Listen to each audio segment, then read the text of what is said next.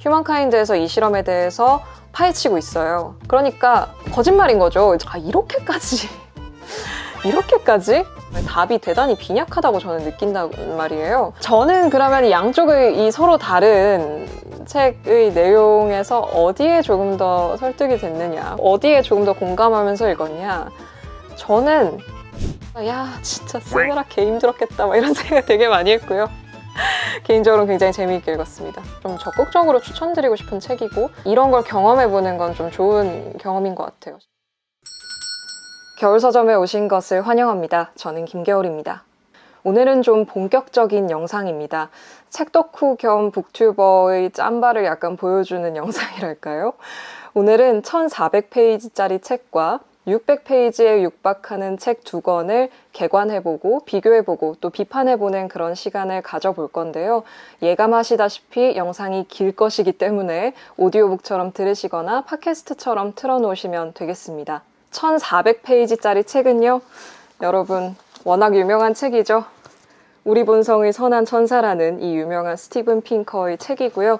600페이지에 육박하는, 그러니까 본문이 한 500페이지가 조금 넘는 책은 휴먼카인드라는 책입니다. 이 휴먼카인드라는 책은 좀 최근에 나온 책인데요. 요새 워낙 좀 화제가 되는 책이기도 하고, 또 휴먼카인드에서 직접적으로 우리 본성의 선한 천사를 반박하는 부분들이 있어요. 두 책이 같은 주제를 다루고 있는, 서로 다른 관점에서 다루고 있는 책이어서 함께 비교해보고 이야기해보면 재밌을 것 같다는 생각이 들었습니다. 이 두 권의 책을 개관하고 이 두 권의 책이 부딪히는 지점은 어디인지, 그럼에도 불구하고 동의하는 지점은 어디인지, 그리고 제가 독자로서 봤을 때 충분히 해명되지 않은, 제가 납득하지 못하는 부분은 어디인지까지 좀 총체적으로 한번 다뤄보도록 하겠습니다.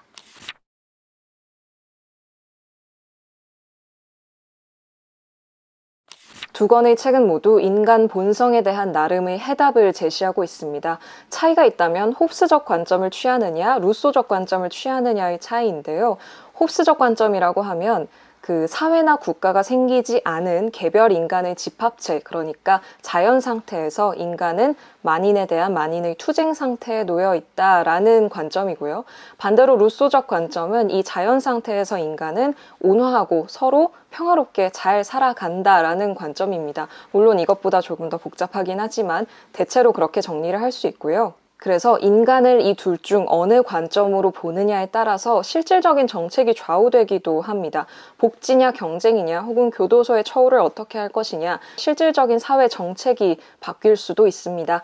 이 인간 본성에 대해서 우리 본성의 선한 천사는 홉스적인 관점에 조금 더 가깝고요. 휴먼카인드는 루소적인 관점에 조금 더 가까운 책이라고 할 수 있습니다. 물론 이렇게 간단하게 이야기할 것은 아니고요. 두 권의 책 모두 우리가 본질적으로 폭력적으로 태어났다, 본질적으로 선하게 태어났다라는 주장보다는 우리 뇌 속에서 폭력성과 어떤 유대감, 연대감이 각축전을 벌이는 가운데 선함을 만든 요소가 무엇이었느냐에 대한 관점이 엇갈리는 것입니다. 우리 본성의 선한 천사의 경우에는 홉스가 이야기하는 리바이어던이란 개념, 그러니까 만인에 대한 만인의 투쟁 상태에서 각각의 권력을 이양해서 하나의 어떤 주체에게 통치를 맡기는 방식을 통해서 이 문명이 폭력 감소에 기여를 했다라고 보고 있기 때문에 홉스적 관점에 가깝다라고 말씀을 드린 것이고, 휴먼카인드의 경우에도 루소적 관점이긴 하지만 어쨌든 우리 뇌에서는 선과 악이 각축전을 벌이고 있다라는 것에 대해서 공감을 해요. 물론 휴먼카인드의 경우에는 조금 더 인간은 선하게 태어났다라는 주장에 가깝긴 하지만 그건 뒤에서 조금 더 이야기를 해보기로 하고요. 그리고 덧붙여서 우리 본성의 선한 천사는 나온 지 10여 년이 된 책이기 때문에 사실 이 책에 대한 워낙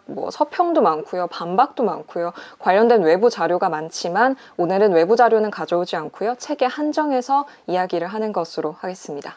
자, 그러면 먼저 우리 본성의 선한 천사, 이 1400페이지짜리 두꺼운 벽돌책을 먼저 개관을 해보도록 하겠습니다. 원래 겨울서점에서는 요약을 그렇게 자주 하진 않지만 오늘은 영상이 영상이니만큼 전반적인 책의 요약과 개관을 하려고 하고요. 이 책은 보기보다는 읽기 힘든 책은 아닙니다. 놀랍게도 그러한데요. 1400페이지짜리 책이기는 하지만 뒤에 각주가 붙어있기 때문에 실제 분량은 그것보다는 조금 적어요. 1100페이지 정도 되고요. 전반적인 목차의 구성이 대단히 깔끔하게 되어 있기 때문에 전체적인 구조 파악을 하기가 되게 쉬워요. 크게 나누자면 두 파트로 구성이 되어 있는 책인데요.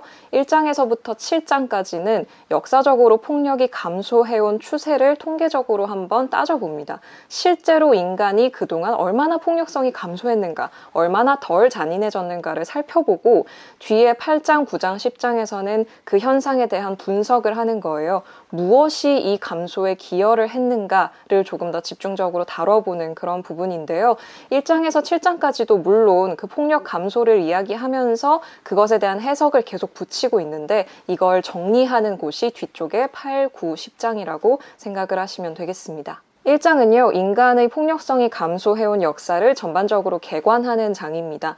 고대 로마 또 성경 이야기부터 시작해서 19세기, 20세기에 이르기까지 폭력성이 감소한 현상을 대략적으로 다루고 있고요. 2장부터가 본격적인 이야기라고 할 수 있습니다. 그래서 2장에서부터 7장까지가 본격적인 이제 현상 기술 파트인데요. 2장에서 7장까지도 나름의 흐름이 있어서 역사적으로 선사시대에서부터 시작을 합니다. 그래서 2장은 아주 오래된 인간의 어떤 수렵 채집 생활 때의 얘기부터 시작을 하고요. 7장에서는 가장 최근에 우리가 겪고 있는 인권의 발달까지 다루고 있습니다. 2장은요, 평화화 과정이라고 해서 수렵 채집을 하던 인간들이 농업 문명 사회로 진입하면서 습격과 혈수를 덜 하게 되고 그럼으로써 살해되는 인간의 비율도 줄었다라고 이야기를 하고 있습니다. 이것을 뒷받침하기 위해서 그 영장류 이야기를 일단 가져와요. 영장류 중에서도 침팬지와 보노보의 비교를 하는데요. 이 두 종의 차이는 좀 잘 알려진 유명한 이야기죠. 침팬지의 경우에는 공격적이고 굉장히 우리가 생각하는 홉스의 세계관에 가까운 그런 행동을 하는 종이고, 보노보는 굉장히 온화하고 유대하는 그런 이제 생물 종이라고 알려져 있죠. 이 책에서는 우리가 침팬지에 좀 더 가까웠을 것이다, 우리의 사회가, 그렇게 이야기를 하는데요. 이 부분을 잘 기억해 두시면 이따가 휴먼카인드와의 차이점도 발견을 하실 수 있을 겁니다. 더불어서 이제 당연히 인간 이야기도 해야겠죠. 무정부 부족의 전쟁과 정착국가의 전쟁을 비교함으로써 전체 인구 중에 살해되는 인간의 비율수를 통계적으로 비교를 합니다. 그랬더니 확실히 정부가 있을 때 사람이 덜 죽더라. 그러니까 절대 숫자로는 당연히 옛날에 인구가 적었으니까 절대 숫자로는 더 적겠지만 전체 인구 대비를 했을 때는, 그러니까 내가 살해당할 비율이 좀 적다라는 이야기를 하는 그런 챕터입니다. 그렇게 해서 인간이 좀 덜 죽게 되었더란 말이죠. 그렇게 하면서 3장으로 넘어가게 되는데 문명화 과정 챕터입니다. 엘리아스의 문명화 과정 개념을 가져와서 중세 후기에서부터 한 500여 년간 동안 인간의 폭력성 그리고 인간이 죽는 비율이 급격하게 줄어든 그런 현상을 기술을 하고 있습니다. 유럽의 살인율이 도시화와 상업화를 거치면서 급격하게 감소를 하게 되고요. 그리고 에티켓이라는 것이 이제 사람들 사이에 퍼지게 되죠. 식사를 할 땐 이렇게 해야 된다. 칼과 포크가 원래 되게 공격적인 도구잖아요. 그런 것을 어떻게 다뤄야 한다. 이런 식의 공공 예절이 발생을 했고, 그것에 따라서 사람들의 행동도 변화를 하게 됐겠죠. 그런 부분도 함께 다루고 있고, 그래서 사람들이 점점 적게 죽고 폭력성도 감소하고 덜 잔인해졌다라는 것의 외생적 원인, 다시 말해서 사람들이 착해지니까 착해졌다라는 순환 논증이 아니라 사람들을 착해지게 혹은 덜 잔인하게 만든 외부적 요인이 무엇이었냐, 이 문명화 과정에 있어서 두 가지가 굉장히 중요한 역할을 했다고 하는데요. 첫 번째가 리바이어던, 그러니까 사람들의 그 투쟁 상태, 사람들이 서로 경쟁하고 그런 상태를 끝내는 어떤 정부의 존재, 우리가 권력을 이양한 그 존재가 생김으로써 기여를 했다라는 거. 그리고 또 하나는 경제혁명입니다. 우리가 서로를 죽임으로써 이득을 취하는 게 아니라 살아있을 때 서로 상업을 하고 서로 뭔가를 주고받으면서 윈윈 게임을 할 수 있다라는 어떤 깨달음이 생겼을 거잖아요. 그런 식의 포지티브성 게임에 대한 어떤 깨달음, 이 문명화 과정, 그러니까 리바이어던의 출현과 상업혁명, 이 두 가지가 큰 기여를 했다라고 핑커는 이야기하고 있습니다. 4장에서는요, 인도주의 혁명이라는 제목으로 17세기, 18세기에 이르러서 인간의 잔인성이 크게 감소한 그런 지점을 짚어보고 있는데요. 살해되는 인간의 비율뿐만이 아니라 잔인성도 크게 줄어들었다는 것이 중요한 골자입니다.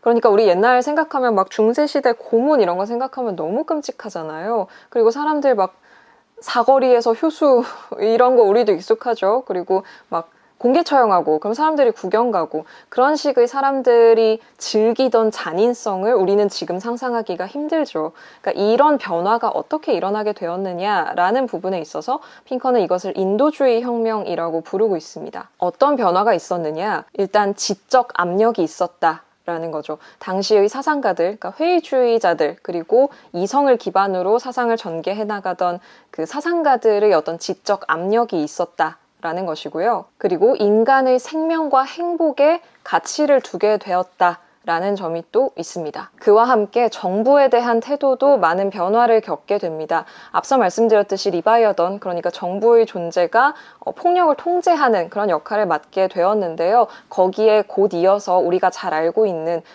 민주주의 체제라든지 아니면 권력에 대한 견제라든지 삼권 분립이라든지 이런 개념들이 이제 나타나면서 폭력을 독점하던 정부 역시도 폭력을 조금 줄여나가게 되었다라는 점을 함께 설명을 하고 있습니다. 그러면서 이 파트에서 칸트가 제시한 영구 평화를 위한 3가지 조건을 이야기를 하게 되는데요. 그 3가지는 자유, 평등, 법치에 헌신하는 공화국, 민주주의 정부, 공통의 제3자를 만드는 국가연맹, 그러니까 인간과 인간을 통제하는 리바이어던이 있다면 국가와 국가의 위에 있는 혹은 별도로 있는 제3의 국가연맹이 필요하다고 봤고요. 마지막으로 보편적 환대, 세계 시민권입니다. 이 3가지의 개념은 뒤에서도 핑커가 반복적으로 사용을 하게 됩니다. 그래서 2장 전반에서 핑커는 사람들의 마음이 움직이게 된 이유를 아까 말씀드린 지적 압력, 그리고 행복과 어떤 생명을 중시하게 여기는 그런 가치 변화라고 하면서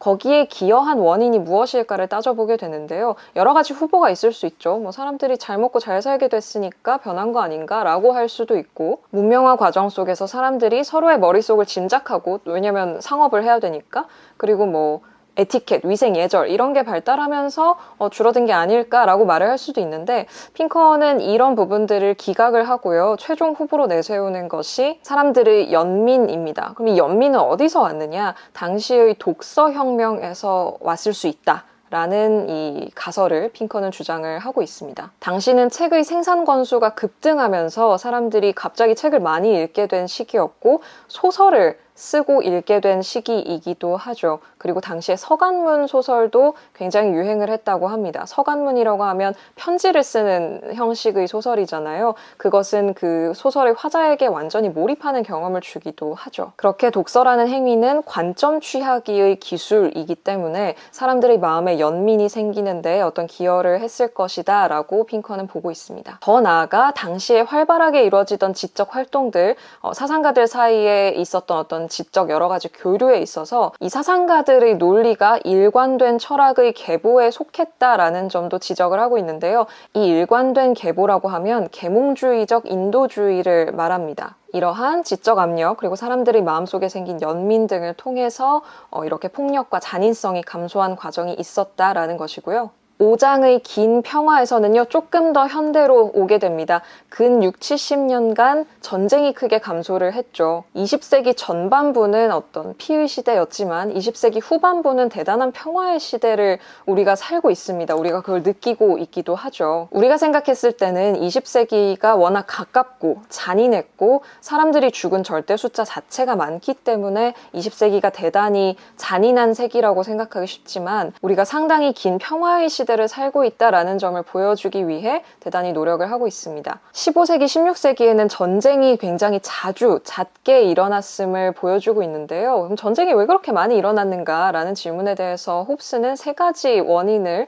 이야기를 했다고 합니다. 하나는 포식, 그러니까 정복하기 위해서. 두 번째는 선제 공격, 그러니까 당하기 전에 내가 먼저 하겠다, 이런 것이고요. 세 번째는 억제 정책 내지는 명예 추구를 위해서였습니다. 이 홉스의 세 가지 이유 때문에 좀 전쟁이 많이 발발을 했을 것이다 라고 핑커는 이야기를 하고 있는데요. 이러한 원인들이 맞물리면서 20세기의 세계 양차 대전이 일어났다라고 분석을 하고 있습니다. 지난 200년 동안 네 가지 세력이 영향력을 키워왔는데 그 네 가지 세력은 계몽주의적 인도주의, 보수주의, 민족주의, 유토피아 이데올로기 이렇게 네 가지입니다. 그래서 군사주의와 민족주의라는 어떤 이데올로기적인 배경, 그리고 갑작스러운 명예경쟁, 또 하나 선제공격, 이것도 홉스가 말한 이유입니다. 여기에 더해서 승리를 자신하는 망상과 자신감에 가득 차 있던 지도자들, 엄청난 성능의 전쟁 기계들까지 총체적으로 결합이 되면서 세계대전이 벌어지게 되었다라고 핑커는 보고 있습니다. 이 세계 양차대전 이후에는 선진국 간의 전쟁 횟수는 급격하게 줄어들었고 우리는 긴 평화의 시대를 살고 있다라는 것이 이 장의 골자가 되겠습니다. 하지만 우리에게는 의구심이 남을 수밖에 없습니다. 국가와 국가 간의 대규모 전쟁은 줄어들었다고 하지만 내전도 있을 거고요. 테러도 있을 거고요. 일방적인 공격도 있을 수 있겠죠. 이런 부분은 어떻게 되었는가라는 질문에 핑커는 답을 해야 합니다. 그래서 6장 새로운 평화에서는 근 30-40년간 조직적 충돌이 줄어들었다라는 것을 통계적으로 보여주고자 노력하고 있는데요. 일단 강대국 간의 전쟁이 아닌 전쟁들, 그리고 대량 살해, 마지막으로 테러리즘, 이렇게 세 가지를 검토합니다. 강대국이 아닌 경우의 국가 간 전쟁, 그리고 내전 이런 것들을 살펴보면 마찬가지로 감소세에 있다고 하고요. 그러면 어디에서 이런 전쟁들, 어디에서 이런 내전이 많이 발생하는지를 봤더니 혼합정부, 그러니까 좀 말하자면 어설픈 민주주의를 실행하는 정부에서 조금 더 위험성이 높았고, 대체로 인구가 많고 산악지형이고, 그리고 젊은 남성의 비율이 높고 산유국이고 정부가 신생이고 불안정한 경우에 조금 더 내전이 일어날 확률이 높다라고 이야기를 하고 있습니다. 여기에 강대국이나 국제기구 등이 개입을 해서 좀 이 폭력세를 끌어내리는 데에 좀 기능을 하고 기여를 한다라고 이야기를 하고 있고요. 거기에는 앞서 이제 평화의 조건으로 우리가 이야기했던 것들, 민주주의라든지 경제 개방성이라든지 국제 조직이라든지 이런 조건들이 작용을 하고 있다고 보고 있습니다. 대량 살해는 어떨까요? 대량 살해의 경우에는 대량 살해가 왜 생기는지를 한번 보면 인간이 어떤 범주화를 하는 심리, 그러니까 저 사람들을 하나로 묶어서 그냥 저 사람들은 이런 사람들이야 라고 그냥 편의적으로 생각해 버리는 심리에 더해서 어떤 경제적인 편익도 있을 거고요. 여기에 유토피아적 이데올로기가 결합을 하면서 대량 살해가 발생한다라고 보고 있는데, 실제로 집단 살해는 20세기만의 일이 아니라 인류의 역사에서 지속적으로 벌어져 왔다라는 점을 핑커는 지적하고 있습니다. 그렇기 때문에 그 통계를 살펴보면 실제로 이것도 감소세에 있다라고 이야기를 하고 있고요. 마지막으로 테러리즘도 마찬가지로 감소세에 있음을 통계적으로 보여주고 있습니다. 그러면서 새로운 평화에 대한 위협들을 검토해 보는데요. 후보는 네 가지가 있습니다. 이슬람 문명과의 충돌, 핵 테러, 이란의 핵, 기후변화, 이렇게 네 가지인데요. 핑커는 이 네 가지 모두 중대한 위협이 되지는 않을 것이라고 보고 있습니다. 그러면서 이제 7장 권리혁명까지 오게 됩니다. 지금 서술한 방식을 보면 선사시대에서부터 시작을 해서 중세시대 거쳐서 근대까지 접어들었고, 전쟁이라는 대규모 폭력부터 시작해서 내전, 테러리즘까지 폭력의 규모를 줄이는 방식으로 순차적으로 서술을 해왔죠. 이제는 가장 소규모의 공격성까지도 줄어들어 왔다라는 이야기를 하게 됩니다. 20세기 후반부에 접어들게 되면 우리가 잘 알고 있는 여러 가지 인권운동이 발생을 하게 되죠. 이 폭력을 불명예화하는 것, 그러니까 폭력을 저지르는 것이 명예에 하등 도움이 되지 않는다라는 것을 어떤 정치 사상의 형태로, 그리고 사회운동의 형태로 정립한 시기가 20세기 후반이 되겠습니다. 시민권, 여성권, 아동권, 동성애자 권리, 동물권 등 권리의 범위가 넓어지는 형태로 발전을 해왔고, 그리고 앞선 그 운동들의 어떤 형태나 수사를 빌려옴으로써, 그 이론을 빌려옴으로써 성공을 도모했다라는 점을 보여주고 있습니다. 그래서 제가 방금 말씀드린 그 순서 있잖아요.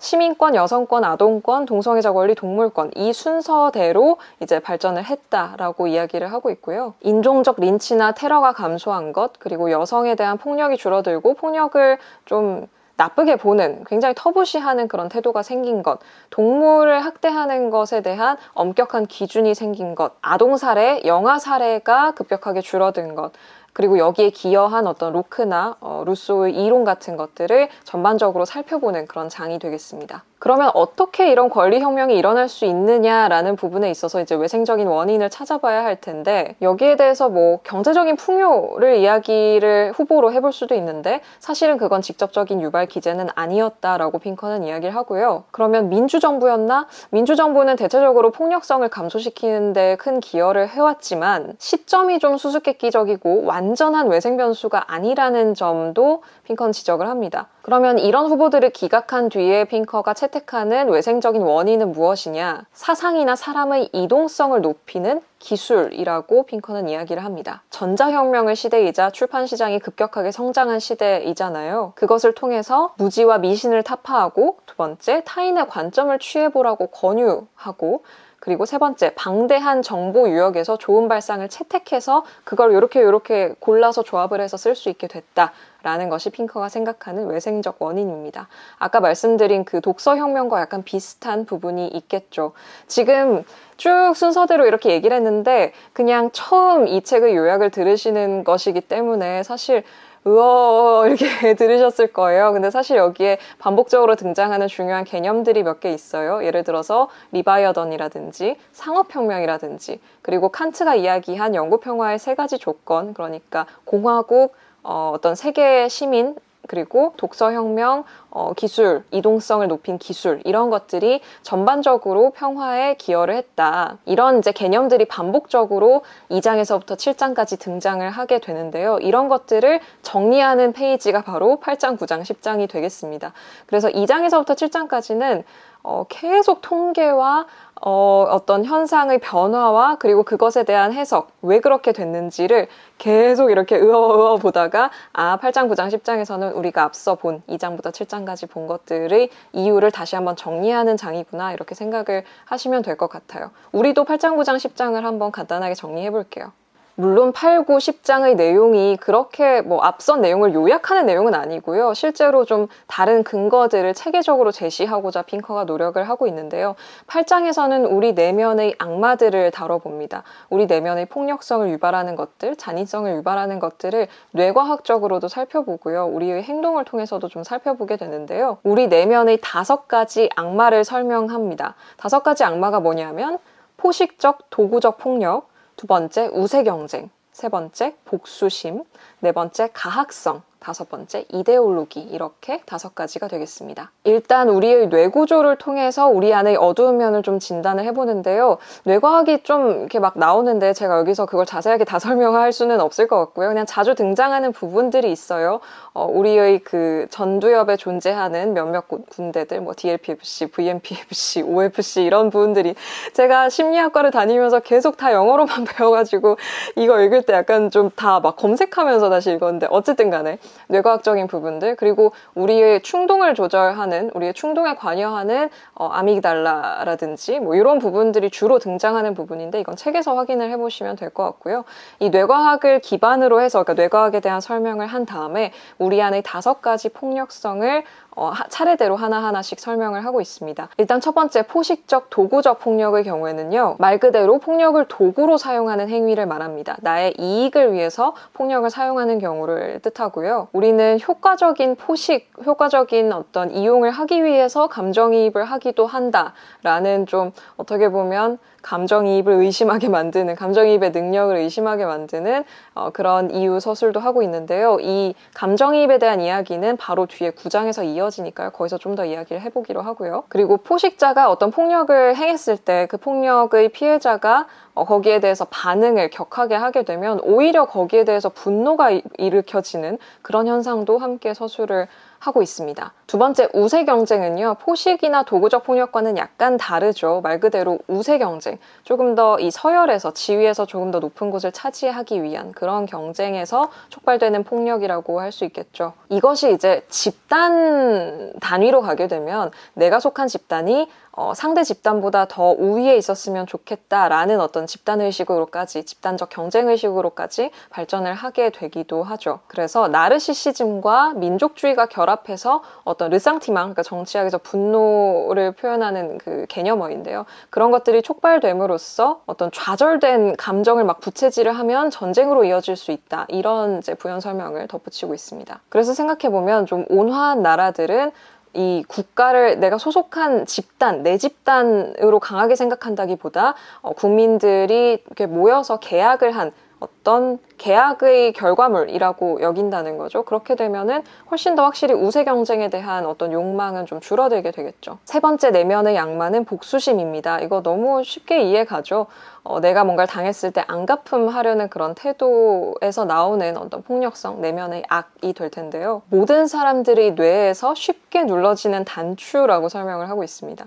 그래서 그 반복된 죄수의 딜레마 게임을 한번 보게 되면은, 그러니까 제가 여기서 그 자세한 개념어까지 다 설명할 시간이 없어요. 그 죄수의 딜레마 게임이라든지 민족주의라든지 뭐 무슨 낭만적 군사주의라든지 이런 개념까지 제가 지금 다 설명을 할 수가 없어서 그 부분에 대해서는 좀 양해를 부탁드리고요. 이 반복된 죄수의 딜레마 게임을 보게 되면은 tit-for-tat 전략이 가장 잘 먹히는 전략, 가장 효율적인 전략이라고 연구가 나와 있어요. tit-for-tat이 뭐냐면 일단 나는 협동으로 시작하는데 상대방의 선택에 따라서 복수를 하거나 아니면 호의를 베풀거나 하는 전략이거든요. 그러니까 실제로 복수라는 것이 우리가 살아가는 데 있어서 좀 도움이 많이 되어 왔다. 그리고 우리가 모두가 가지고 있는 어떤 감정이다. 이런 부분을 이야기를 하는 것입니다. 복수가 끊임없이 사실 이어질 수가 있잖아요. 이것을 멈추는 것이 바로 앞서 이야기했던 리바이어던의 힘이라고 이야기를 하는 거예요.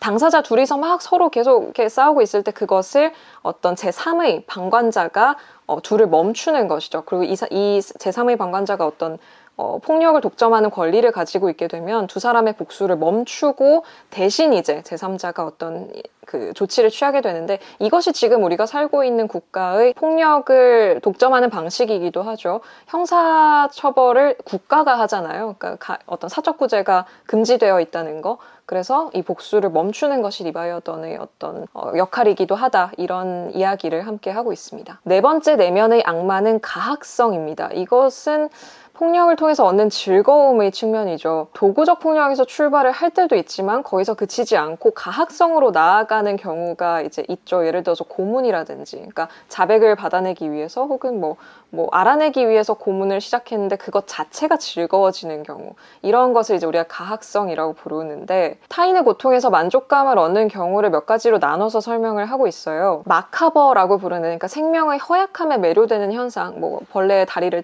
이렇게 떼본다든지 뭐 그런 현상.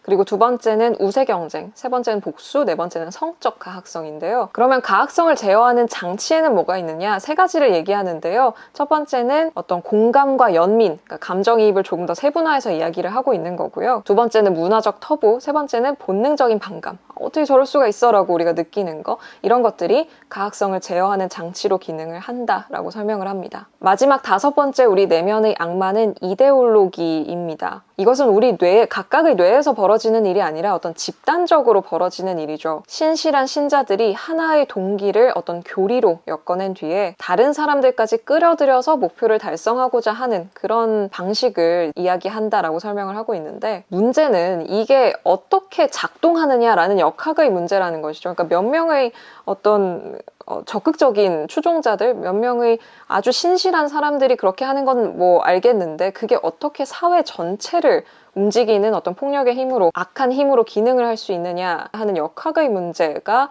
해명해야 할 중요한 과제가 됩니다. 여기에 이제 여러 가지 인간의 특성들이 개입을 하게 돼요. 뭐 양극화라든지 둔감화라든지, 그리고 도덕화 간극이라는 게 있는데, 도덕화 간극은 나는 선한 사람이고 나에게는 이유가 있고 다른 사람은 저 사람에게는 이유가 없고 저 사람은 폭력적인 사람이고, 이렇게 생각하는 것을 이제 도덕화 간극이라고 불러요. 아주 간단하게 얘기해서. 그래서 이런 여러 가지 인간의 특성들이 이제 작동을 하는 가운데 침묵의 나선이라고 부르는, 그러니까 다수의 사람들이 뭐 쟤네 뭐야 이러고 그냥 조용히 있을 때 몇 명이 이제 트롤링하면 그게 점점 이제 사람들 다 그렇게 생각하나 하면서 그 격화되는 현상을 우리도 이제 체감적으로 알게 되는 경우가 있잖아요. 그런 과정을 통해서 이제 사회 전체에 퍼지게 되고, 여기에 더해서 처벌이라든지 고소고발과 같은 어떤 강제적 요소들이 들어가게 되면서 이게 아주 격화되게 됩니다. 그러면서 소수의 이데올로기가 사회 전체를 움직이는 동인으로서 작동을 하게 된다라는 것이 이제 핑커가 밝히는 이데올로기가 작동하는 역학이고요. 여기에 기여하는 몇 가지 전략들이 있습니다. 뭐 완고거법이라든지 책임을 확산시킨다든지, 그러니까 나는 그냥 시키는 대로 했을 뿐이야 라는 거, 그리고 좀 적으로 돌리고 싶은 사람들과 거리두기를 하게 하는 거죠. 공간적이 됐든 심리적이 됐든. 그래서 그 적을 좀 비인간화하는 방식을 통해서 이 이데올로기가 확산되는데 더 부채질을 하게 된다라고 보고 있습니다. 이것을 해결하기 위해서는 무엇이 필요하냐? 열린 사회가 필요하다라는 말까지 하고 있고요. 그러면 우리 내면의 5가지 악마가 있으면 이걸 제어하고 우리가 선한 행동을 하도록 만드는 천사들도 있겠죠. 우리 내면의 선한 천사, 우리 본성의 선한 천사들이 있어야 되지 않겠습니까? 이 책에서 이야기하는 우리 내면의 천사엔 총 4가지가 있습니다. 첫 번째는 감정이입, 두 번째 자기통제, 세 번째 도덕감각, 그리고 네 번째 이성입니다. 일단 감정이입이라고 하면 조금 더 이제 엄밀하게 정의를 내릴 필요가 있다라고 이야기를 하는데, 뭐 투사를 말할 수도 있고요. 그 말 자체로 하면 뭐 관점 취하기, 그리고 심리학에서 이제 마음이론이라고 부르는 게 있어요. 그런 것들을 뜻할 수도 있지만, 실질적으로 우리가 얘기하고자 하는 폭력성 감소에 주되게 기여하는 종류의 감정이입은 공감, sympathy이라고 이야기를 하는 것이고요. 공감이란 무엇이냐? 타인의 쾌락과 고통을 인지한 뒤에 그의 안녕과 자신의 안녕을 나란히 놓는 데서 비롯한다. 이렇게 이야기를 하고요. 하지만 공감에는 한계가 있다는 점도 분명히 밝히고 있습니다. 공감이 공정성과 충돌하는 경우들이 생긴다는 것은 우리가 쉽게 상상을 해볼 수 있는데요. 예를 들어서 약국에서 이제 줄을 서 있는데 그 중에 한 명의 사연을 듣게 돼서 그 사람에게 우리가 공감을 하고 감정이입을 하게 되면 이 사람의 새치기를 우리가 이해하게 되어버릴 수도 있다는 거죠. 근데 막 죽을 병에 걸린 딸이 있어요, 예를 들어서. 근데 이 사람의 새치기를 우리가 막 감정이 동해서 그럴 수 있지라고 생각했는데, 알고 보니까 앞에 줄 서 있던 사람 중에 다른 사람도 막 죽을 병에 걸린 가족이 있고, 공정성을 해치게 되잖아요. 그래서 실제로는 공감과 감정이입이 대단히 강력한 도구이긴 하지만 한계가 있다 라는 점을 분명히 밝히고 있고, 그렇기 때문에 공감을 뛰어넘는 어떤 사회 규범이 사실은 필요하다라는 필요성도 지적을 하고 있습니다. 두 번째, 자기 통제는요, 이 유럽에서, 중세 유럽에서 근대 유럽으로 넘어오면서 살인율이 30분의 1로 줄어들었다고 해요. 거기에 기여한 매우 중요한 원인이었다라고 핑커는 보고 있는데, 국가가 통합되고, 그러니까 중세에서 막 엄청 성 따라서 나라가 잘게 나눠 있었는데 그게 이제 점점 좀 통합되는 방식으로 발전을 해왔잖아요. 국가 통합이나 그리고 상업의 발달, 아까 말씀드렸던 그런 여러 가지 요소들이 사람들이 자기 통제를 하도록 만들었다는 거예요. 그래서 그것을 제2의 천성으로 길들였다는 거죠. 그래서 자기 통제를 담당하는 이제 뇌 부분이 그 전전두엽 쪽에 해당을 하는 것인데, 이게 그 청소년기에 좀 지속적으로 계속 뇌 발달이 이루어지게 돼요. 그래서 청소년기에 범죄율이 높은 이유를 여기에 기반을 해서 설명을 하고 있기도 한데, 이 통제를 담당하는 부분이 아직은 다 발달하지 않았기 때문이라는 거죠. 여기서 뭐 마시멜로 실험도 가져와요. 유명한 실험이죠. 근데 마시멜로 실험은 워낙 또 반박이 많이 된 연구이기 때문에 혹시 책 읽으실 때 좀 주의해서 읽으시면 좋을 것 같고, 어쨌든 자기 통제도 우리 내면의 선한 천사 중에 하나이고, 자기 통제는 훈련이 가능하다, 이런 이야기도 합니다. 그 제가 과식의 종말 영상에서 이야기했던 그 자제력의 용량이 있다라는 말 있잖아요. 이제 그 부분을 이야기를 하면서 이 책에서도 자기 통제 전략을 익혀서 반복하다 보면 뇌의 신경회로가 강화되면서 조금 훈련이 될 수 있다, 좀 점점 늘 수 있다라고 이야기를 하고요. 그럼 여기에 기여한 외생적인 인자는 무엇이었냐? 자기 통제를 하게 만든 외생적인 인자는 아까 말씀드렸듯이 국가 통합과 상업이 발달하게 되면서 법이 집행되고 경제 협력의 기회가 많이 생겼다는 거, 이것을 이제 주요한 인자로 꼽고 있고요. 자기 통제라는 것은 오늘의 나와 먼 미래의 나, 오늘의 나와 내일의 나 사이에서 이제 저울질을 하는 그 일이기도 하잖아요. 그래서 좀 흥미로운 부분이 이자율, 당시의 은행 이자율을 통해서 이 자기 통제 부분을 살펴보기도 합니다. 좀 흥미로운 부분이라는 생각이 들었고요. 세 번째는 도덕 감각입니다. 도덕과 도덕 감각은 좀 다르죠. 도덕 감각이라는 건 말 그대로 우리가 가지고 있는 도덕 에 대한 감각을 말하는 건데, 그러니까 무엇이 온당하다, 온당하지 않다라고 느끼는 그 감정을 이야기를 하는 것인데, 도덕 감정은 시대가 흐르면서 계속적으로 변화를 해왔다는 거예요. 이 도덕 감각을 설명하는 몇 가지 모형이 있습니다. 예를 들어서 스웨더의 분류와 피스케의 분류가 있는데, 이 스웨더의 분류가 3가지로 되어 있어요. 이걸 이제 하이트가 5가지로 조금 더 세분화를 했는데,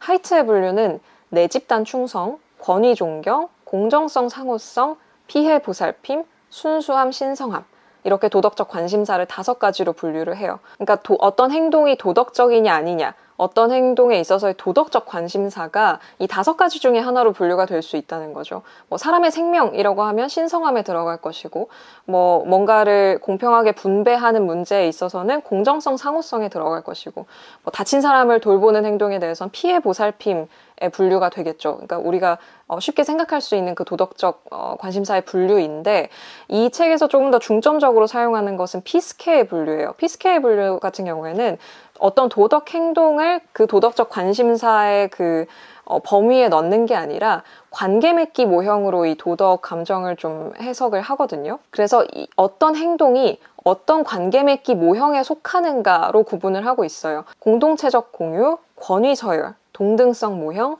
시장 가격, 그러니까 여기서 합리적 법적 모형이라고 하고 있는데, 이 4가지 관계 맺기 모형에 따라서 서로 다른 도덕적 의미를 가진다라고 보고 있어요. 쉽게 설명을 드리면 이런 거예요. 우리가 친구 사이가 있잖아요. 친구 둘이 있다고 해볼게요.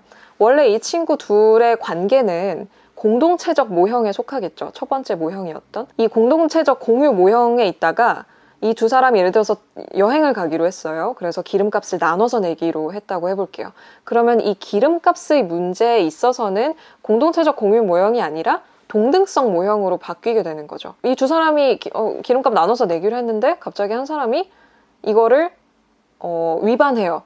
그래서 기름값 그냥 네가 다 내. 그러면 이제 상대방이 약간 빈정상하잖아요.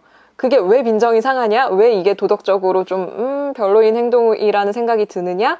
우리가 동등성 모형으로 하기로 했던 걸 공동체적 공유 모형으로 그냥 바꿔치기 해버린 거예요. 그러니까 약간 듣는 사람이 이렇게 되는 거죠. 뭐 조금 더 극단적인 예로 들면 식당에서 밥을 먹어요.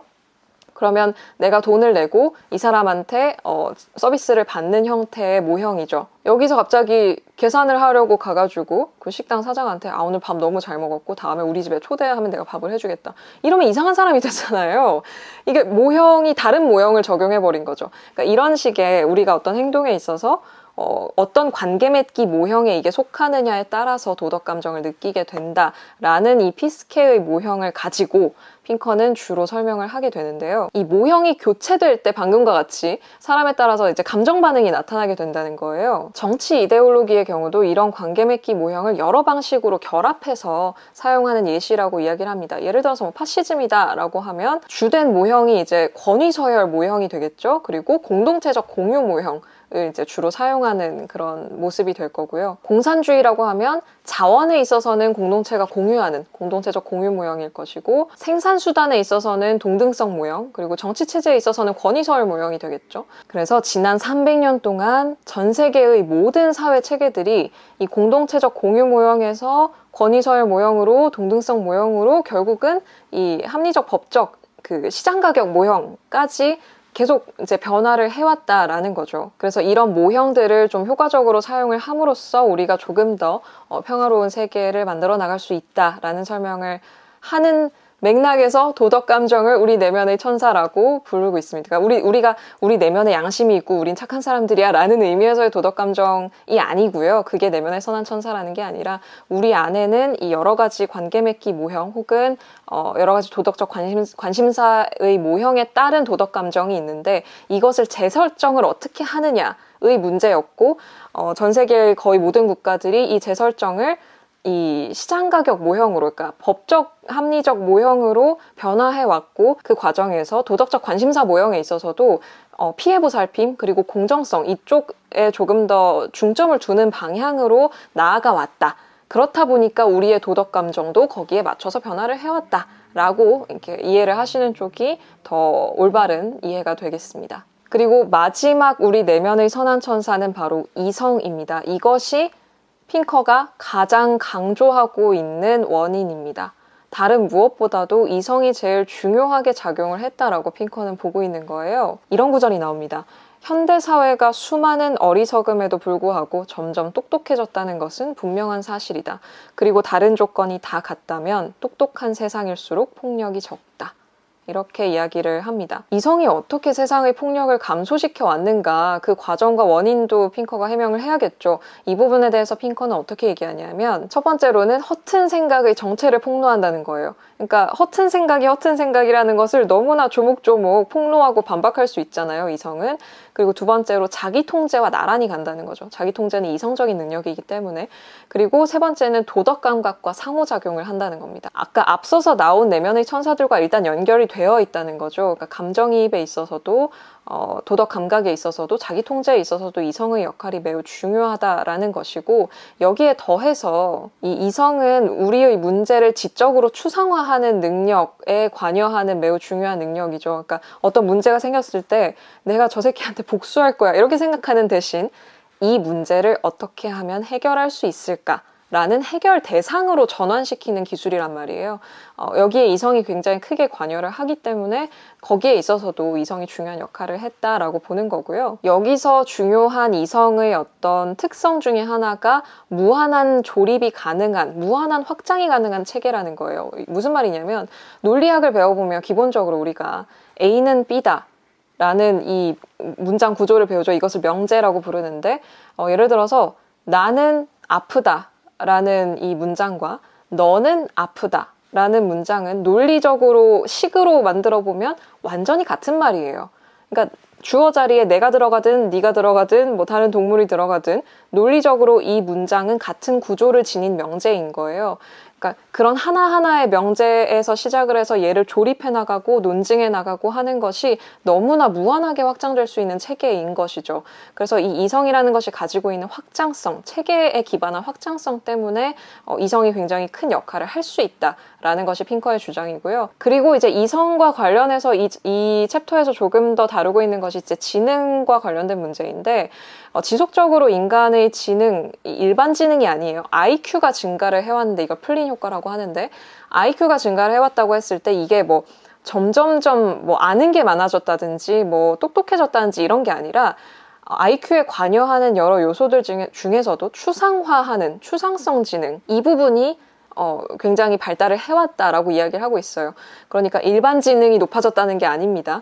추상화 능력이 발달을 해왔는데, 이 추상화 능력은 타인의 관점을 상상하고 타인의 관점을 한번 취해보고 감정이입을 해보고, 또 말씀드렸듯이 어떤 문제가 생겼을 때 그걸 해결해야 할 과제로 바라보고 거기에 어떤 원칙을 세워서 정당화를 하는 능력, 바로 이 추상화 능력이기 때문에 이것이 이 폭력성 감소에도 기여를 해왔을 것이다 라는 것이 핑커의 주장입니다. 예를 들면 그런 거예요. 우리가 지금 너무 아무렇지도 않게 뭐 경제가 안 좋아 뭐 이런 얘기를 하는 게, 이런 표현을 쓰는 것 자체가 불과 한 30-40여 년밖에 안 됐다는 거죠. 우리가 너무나 쉽게 사용하는 추상적인 개념들, 뭐 민주주의, 경제, 수요 공급 법칙, 우린 지금 들으면 바로바로 직관적으로 이해가 가잖아요.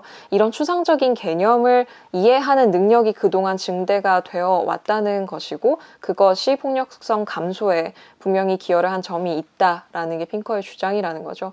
그래서 핑커는 사실 이 네 가지 그 내면의 천사 중에 이성을 가장 중요하게 여기고 있습니다. 감정이입에도 말씀드렸듯이 제한점이 있고, 자기 통제나 도덕 감각도 마찬가지인데, 이성은 이 제한점들을 뛰어넘는, 이 다른 것들이 가지고 있는 단점을 극복하는 어떤 능력이 있다라는 것이죠. 그래서 마지막으로 10장에서는 이 방대한 이야기를 정리를 하게 됩니다. 아이고 힘들어. 지금 벌써 저 이거 촬영한 지 1시간 넘어가고 있거든요. 야, 우리 본성의 선한천사 얘기밖에 안 했는데 아직. 자, 10장에서는 이 2장부터 9장까지를 관통하는 내용을 전반적으로 정리를 해보고 있어요. 그러니까 2장부터 7장에 관통하는 공통 요소를 찾고, 8장에서 이야기한 5가지 내면의 악마를 9장에서 이야기한 4가지 내면의 천사가 제압을 한 거잖아요. 이 내면의 천사 4가지가 악마 5가지를 어떻게 제압할 수 있었는지 그 역사적인 원인, 외생적인 원인을 찾고자 하는 마지막의 대단원을 장식하는 그런 이제 챕터인데요. 우리가 흔히 생각했을 때 중요했을 것 같다라고 생각하는 요인들을 일단 짚어보고 있어요. 예를 들어서 경제적인 풍요. 그러니까 사람들이 잘 살게 됐으니까 마음이 넉넉해진 거 아닐까? 뭐 이렇게 생각할 수도 있고, 무기가 발달해서 그렇게 된 게 아닐까라고 생각할 수도 있고, 자원이 관여되어 있지 않을까? 종교 덕분이 아닐까? 이렇게 우리가 떠올릴 수 있는 쉬운 그 후보들 이야기를 하는데, 사실 이 4가지는 모두 큰 중요성이 없었다라는 것을 이제 밝히고요. 실제로 중요했던 게 뭐냐에 대해서 핑커는 어떻게 답하냐면, 첫 번째, 계속 등장한 리바이어던. 그러니까 평화주의자의 딜레마 게임을 놓고서 이제 설명을 하는데, 그 평화주의자와 상대방이 있다고 했을 때 둘 다 평화를 선택하면 profit, 제일 좋은 거잖아요. 한 명이라도 공격하면 이제 망하는 거죠. 내가 공격하면 내가 이득이고, 상대방이 공격하면 난 너무 크게 지는 거고, 둘 다 공격하면 둘 다 이제 뭔가 안 좋아지겠죠. 최상의 상태는 둘 다 평화를 선택하는 건데, 문제는 내가 먼저 공격해야 공격 안 당하겠지 뭐 이런 생각을 하게 될 거 아니에요. 그러니까 딱 죄수의 딜레마 게임 상황이 되는 것인데, 이 평화주의자의 딜레마 게임 모형을 놓고 설명을 해요. 이 첫 번째 리바이어던의 경우에는 벌금을 부과하는 거죠. 그래서 딱히 공격해도 좋지 않게끔 이 조정을 함으로써 평화를 택하도록 만드는 것이고, 두 번째는 아까도 나왔던 온화한 상업의 발달. 상업의 발달에서는 굳이 공격을 하지 않아도 평화를 택했을 때 플러스가 훨씬 더 많이 되고, 공격했을 때는 오히려 이제 상업을 할 수 없으니까 마이너스가 많이 나기 때문에 평화를 선택하게 된다라는 것이고, 세 번째는 이제 여성화입니다. 폭력은 이제 주로 대부분 남자들이 저질러 왔고 저지르고 있기 때문에, 여기서의 어떤 명예의 문화를 쇠퇴시킴으로써 공격의 어떤 정당성이라든지 공격을 했을 때 얻는 이익 같은 것을 줄여버릴 수 있다는 것이죠. 패배를 했을 경우에도 이익이 크게 많이 나지 않는, 그러니까 굴욕 없는 패배라고 표현을 하는데요. 그런 식으로 이제 조정을 함으로써 평화에 기여를 했다라는 것이고, 네 번째는 공감의 범위 확장입니다. 공감의 범위가 확장된다는 것은 내가 공격해서 이겼어도 그 상대방한테 내가 공감을 하게 되면 나도 거기에서 마이너스를 느낄 거잖아요. 그렇기 때문에 이왕이면 평화를 선택하게 만드는 힘이 된다라는 것이고, 마지막으로 5번째는 이성의 에스컬레이터입니다. 이것은 이제 앞에 그 이성 파트에서, 9장의 이성 파트에서 그 피터 싱어를 이야기하면서 설명을 하는 것인데, 아까 4번의 감정이입이 내가 다른 사람의 감정을 상상해서 함께 느끼는 방식이라면, 이 이성의 에스컬레이터는 방식이 조금 달라요. 그러니까 나와 상대방을 뛰어넘는 제3의 초이성적 관점을 가지고 조금 더 객관적인 측면에서 바라보게 된달까요? 그런 어떤 확장된 시야를 갖게 됨으로써 나와 타인의 이해를 고려하는 그런 것을 이야기를 하는데요. 이 피터 싱어가 왜 그 동물권 얘기한 것으로 유명하잖아요. 근데 그 동물권 얘기할 때도 감정에 기반해서 했다기보다는 이성, 아주 단단한 이성에 기반해서 얘기를 했다라고 이 핑커가 얘기하고 있는데, 이것도 마찬가지로 큰 기여를 했다라고 핑커는 분석하고 있습니다. 결국은 이렇게 폭력이 감소한 이 상황을 우리가 보면서 우리가 무엇을 얻을 수 있느냐, 이 책의 최종 마지막 마무리 찐 막 결론이 뭐냐라고 한다면, 첫 번째는 일단 근대성에 대한 생각을 우리가 바꾸거나 혹은 다시 정립할 필요가 있다. 그러니까 근대성이라는 것을 우리가 부정적으로 보게 되기도 하지만, 실제로 근대성이라는 것은 폭력을 감소시켰고 우리를 좀 더 나은 세상에 살게 만들었다라는 것이고요. 두 번째는 이 책의 마지막 문장을 읽어드리면 될 것 같아요. 우리가 살면서 겪는 온갖 시련에도 불구하고, 아직 세상에 남아있는 온갖 문제에도 불구하고, 폭력의 감소는 분명 우리가 음미할 업적이다. 그 일을 가능하게 만든 문명과 계몽의 힘들을 우리는 마땅히 소중히 여겨야 하리라. 이렇게 책이 끝납니다. 이 책은 사실 프롤로그에서부터 근대성에 대한 태도를 제고해보고 싶다, 혹은 제고하게 만들고 싶다라는 의견을 피력하면서 시작해요. 근대성에 대한 설명을 여기서 너무 자세하게 하기에는 시간이 너무 부족할 것 같고요. 이 근대성을 바라보는 데 있어서 독자 여러분의 태도 변화가 있으면 좋겠다라는 이제 바람을 은근히 내비치는데, 마지막 책의 꼭지에서도 그런 근대성에 대한 어떤 긍정을 마무리로 삼고 있습니다. 이게 이 두꺼운 책에 대한 전체 개관인데, 사실 지금도 너무 러프하게 말씀드린 거라서 이 두꺼운 책을 어떻게 제가 요약을 하겠어요, 사실. 지금 제가 중요한 개념인데도 불구하고 빼먹은 것도 있고 너무너무 러프하게 설명을 한 부분도 있는데 그런 부분은 좀 이해를 해주시고요. 어쨌든 우리 본성의 선한 천사는 이런 책이고 매우 간단하게 축약해서 한 문장으로 말씀드리면 우리는 이성이라는 능력을 통해서 그러니까 이성과 더불어서 감정이입, 도덕감정, 자기통제 등을 통해서 그리고 문명이 발달되면서 국가가 발달하고 상업혁명이 일어나고 국제적인 어떤 기구가 생기고 그런 과정을 통해서 폭력성을 줄여왔고 살해되는 사람도 줄여왔고 잔인성도 줄여왔다. 문명 짱짱맨, 계몽주의 짱짱맨, 이성짱 이런 책이라고 할 수 있겠습니다. 이해되셨나요? 그래서 우리가 본성적으로 원래 태어났을 때 본질적으로 나쁘고 선한 사람이다를 이야기하는 책이라기보다는 우리가 어떻게 이 본능에서 악한 부분을 눌러왔고 선한 부분을 발달시켜 왔는가 거기에 문명이 매우 큰 기여를 했다라고 말하는 책이라고 할 수 있겠습니다. 그러면 이번에는 휴먼카인드의 내용을 전체적으로 한번 개관을 해보도록 하겠습니다. 휴먼카인드는 인간의 본성에 대한 어떤 새로운 시각을 제공하고자 하는 책인데요. 여기서 말하는 새로운 시각은 인간은 본디 선하다. 위기의 상황에서 인간은 최선의 행동을 한다. 라는 것입니다. 우리가 보통 생각하는 상식, 편견과는 대단히 다른 말이고 그렇기 때문에 이 저자도 이 책을 쓰는 데 있어서 되게 고생을 했다라고 이야기를 하고 있어요. 끊임없이 올라오는 내면에서 들려오는 혹은 사람들에게서 들려오는 냉소주의를 반박하면서 자신의 주장을 하나하나 펼쳐나가고 있습니다. 그래서 이 책은 전반적으로 자신의 주장 그리고 지금까지의 어떤 실험이나 연구 결과에 대한 반박 마지막으로 자신이 생각하는 이 인간 본성과 인간의 어떤 태도에 기반했을 때 우리가 어떤 미래를 맞이할 수 있을 것인가에 대한 미래의 상상, 가능성에 대한 탐색 이런 구조라고 볼 수 있는데요. 일단 프롤로그에서 이 책의 전반적인 방향 두 가지를 다 보여주고 있어요. 어떤 이야기냐면 영국 대공습 때, 그러니까 세계 2차 대전 영국 대공습 때 런던 시민들이 보여주었던 너무나 차분한 어떤 분위기 거기에 더해서 공습이 효과적인 방법이다라고 믿었던 군사 전문가들의 태도를 보여줍니다. 이 두 가지가 앞으로 이 책에서 다루고자 하는 모든 것을 다 보여주고 있어요. 이 두 가지가 뭐냐 하면 다시 말해서 첫 번째, 인간은 위기의 순간에 최선의 모습을 보여준다. 두 번째, 그럼에도 불구하고 사람들은 그것을 믿지 않는다. 이렇게 두 가지입니다.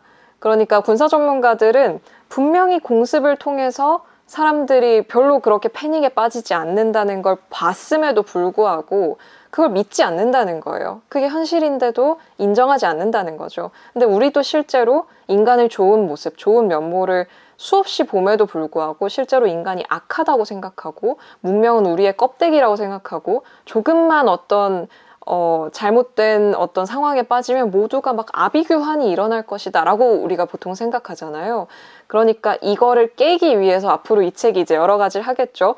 그러니까 이 책의 과제를 정리해보면 실제로 인간이 위기의 상황에 멋진 모습을 보여준다는 걸 증명하고 보여주고 두 번째, 사람들이 그걸 믿지 않잖아요. 사람들이 그걸 믿게 만들 근거를 제시하고 세 번째, 그것을 믿었을 때 우리가 어떤 세상을 살 수 있는지 보여주는 것이죠. 그러니까 프롤로그를 통해서 앞으로 이 책에서 하고자 하는 이야기의 구조를 미리 한번 엿볼 수 있고요. 그러면 1장부터 본격적인 이야기를 좀 해보면 1장, 새로운 현실주의에서는요. 플라시보와 노시보라는 개념에 대해서 이야기를 하고 있습니다. 플라시보 많이 들어보셨죠? 위약 효과라고 하잖아요. 그러니까 별로 효능이 없는 약인데 효능이 있는 약이라고 생각하고 그렇게 믿고 먹으면 실제로 효과가 있더라라는 것이 이제 플라시보 효과인데 반대되는 효과가 노시보 효과입니다. 99년에 일어났던 코카콜라 사태를 이야기를 하면서 그 아이들이 이제 몇 명이 아팠는데 그 아이들의 공통점이라고는 콜라를 마신 것밖에 없다는 거예요. 근데 갑자기 그게 보도가 된 뒤로 막 전국의 어린이들, 콜라를 마신 어린이들이 갑자기 막 아파서 다 병원에 실려오는 거예요. 근데 과학적으로는 아무 근거가 없어. 그리고 실제로도 코카콜라 때문이 아니었어. 이런 거죠. 근데 아이들이 가짜로 아팠냐? 아니거든요. 실제로 아팠거든요. 그러니까 자기 충족적 예언이라고 우리가 하잖아요. 나쁜 일이 일어날 거라고 하면 나쁜 일이 일어나는, 좋은 일이 일어날 거라고 하면 좋은 일이 일어나는, 이런 이 플라시보와 노시보의 개념을 설명을 하면서 이 책이 취하고자 하는 관점, 이 책의 태도 같은 것을 설명을 하고 있고요. 2장의 파리대왕에서는요, 파리대왕이라는 유명한 소설이 있죠. 윌리엄 골딩의 소설 파리대왕을 이야기를 하면서 그것과 실제로 벌어졌던 유사한 일을 비교를 하는데요. 실제로 이 섬에 조난당했던 소년들에 대한 이야기가 있어요. 실제 벌어졌던 사건인데, 그러면 그 소년들이 파리대왕에서처럼 막 정말 절망적인 상황에 빠졌냐? 전혀 아니었다는 거죠. 이제 본격적으로 1부가 시작이 됩니다. 1부에서는 홉스와 루소의 관점, 제가 맨 앞에서 설명드렸던 홉스와 루소의 관점을 간단하게 설명을 하고, 그러면 자연 상태의 인간은 정말 어땠는지를 한번 검토해보자 라고 이야기를 합니다. 그래서 3장 호모 퍼피에서는요, 진화론을 가져와서 설명을 해요. 호모 사피엔스는 얼굴이 붉어지는 유일한 영장류라고 하죠. 그러니까 사회적인 어떤 소통이 되는 그런 기능들을 우리가 신체적으로 가지고 있는데, 얼굴이 붉어진다든지 눈동자에 흰자위가 보여서 시선의 방향이 보인다든지 이런 것들이죠. 그런 이야기를 하면서 왜 네안데르탈인 대신 호모 사피엔스가 살아남았을까라는 질문에 대한 답을 하려고 합니다. 이것에 대해서 예를 들어서 유발 하라리 같은 경우는 뭐 인종 청소가 있었을 것이다, 뭐 이런 이야기를 하지만, 브레흐만이 제시하는 다른 가설이 호모 퍼피라는 것인데요. 매우 공격적인 종인 은여우를 대상으로 한 연구가 있다고 해요. 이 은여우를 그 연구실에서 교배를 시켜보는데, 그러니까 사육을 하는데 공격성이 약간이라도 적은, 아주 잠깐 멈칫이라도 하는 그런 개체들을 골라서 계속 몇 세대를 번식시켰더니 정말 한 4, 5세대 몇 세대 만에 이 태어난 은여우들이 귀가 처지고 꼬리가 말리고 주둥이가 짧아지고 그리고 굉장히 친화력을 보이는 그런 성향을 보였다는 거예요. 그러니까 진화적으로 이 친밀성이 선택이 될 수 있다는 것이죠. 그렇다면 네안데르탈인과 호모사피엔스인을 비교했을 때 어떤 차이가 있느냐, 어떤 두개골의 모양이라든지 이런 거를 살펴봤을 때 호모사피엔스는 좀 더 친화력을 바탕으로 하는 이지 않았겠느냐라는 이야기를 하는 거고요. 친화성은 실제로 지능에도 큰 영향을 준다라는 연구 결과를 가져오고 있습니다. 4장에서 계속해서 이 이야기를 이어가는데요. 이 선사시대의 유골들을 보면 공격당한 흔적들, 손상들이 많이 발견이 됩니다. 이 손상들에 대해서 지금까지는 뭐 다른 호미닌의 공격이었을 것이다 라고 이야기를 했지만, 연구가 쌓이고 계속적인 이제 연구가 이뤄지면서 사실 그거는 다른 호미닌의 공격이 아니라 어떤 야생동물, 포식 동물의 공격이었을 것이다 라는 쪽으로 이제 굳어지고 있다라고 브레흐만은 이야기를 하고요. 여기서 이제 그 핑커의 우리 본성의 선한 천사를 반박을 하기도 합니다. 이 직접적인 반박에 대해서는 뒤에서 이 두 권의 책이 부딪히는 부분에서 조금 더 다뤄보도록 하고요. 이 4장에서는 세계 2차 대전 당시에 서로를 쏘지 못한 병사들 이야기도 나와요. 그러니까 병사들이 실제로는 서로에게 총을 실제로 쏘지 못했다는 거죠. 근데 이 세계 2차 대전뿐만이 아니라 여러 전쟁을 살펴보면 막 장전된 총이 90%, 그것도 2중, 3중 장전돼 있다든지, 아니면 뭐 남북전쟁 같은 경우에도 뭐 90%가 발사되지 않은 총이라든지 이런 어떤 결과들을 가져오면서 우리는 실제로 서로를 그렇게 죽이지 못한다라는 이야기를 하고 있습니다. 그러면서 5장 문명의 저주에서는요, 물론 그럼에도 불구하고 호모사피엔스 역시 공격성이 있었을 것이고, 드물게 공격을 하지 않았으면 호모사피엔스가 유일한 종으로 번영하지 못했을 것이다 라고 이야기를 하는데요. 그럼에도 불구하고 선사시대에는 우리가 비교적 평등한 사회에 살았다라고 이야기를 합니다. 그러다가 정착을 하게 되고 어떤 국가가 생기고 정주를 하게 되면서 모든 비극이 시작되었다라고 이 책은 이야기를 하는 거예요. 벌써 여기서 우리 본성의 선한 천사와 완전히 다른 관점을 취하고 있다는 걸 알 수 있죠. 이 다른 관점은 뒤에서 몰아서 조금 더 이야기를 하도록 하고요. 정착을 하고 사유재산이 출현하면서 불평등이 생기게 되고 세습이 생기잖아요. 그러면서 뭔가 권력 격차, 뭐 부의 격차 이런 것들이 생기게 됐고, 지도자, 뭐 왕족, 왕 이런 사람들은 이 불평등을 정당화하기 위해서 여러 가지 불합리한 어떤 요구들, 불합리한 대처들을 해왔다라고 이야기를 합니다. 그래서 정착하면서 뭐 여가 시간도 없어지고 박테리아와 바이러스에 취약해지고 빈부격차가 생기고 불평등이 심해지고 가부장제가 탄생하고 이런 부분에 대해서 이야기를 하고 있고요. 문명의 이정표, 그러니까 뭐 돈이라든지 글쓰기라든지 이런 것들은 사실 압제의 도구에서부터 시작이 된 것이다 라고 책은 주장하고 있습니다. 뭐 개인적으로 생각했을 땐 이 부분이 저는 좀 빈약한 논증이라고 느껴지긴 하는데 이런 감상들도 뒤에서 조금 더 이야기를 해보도록 할게요.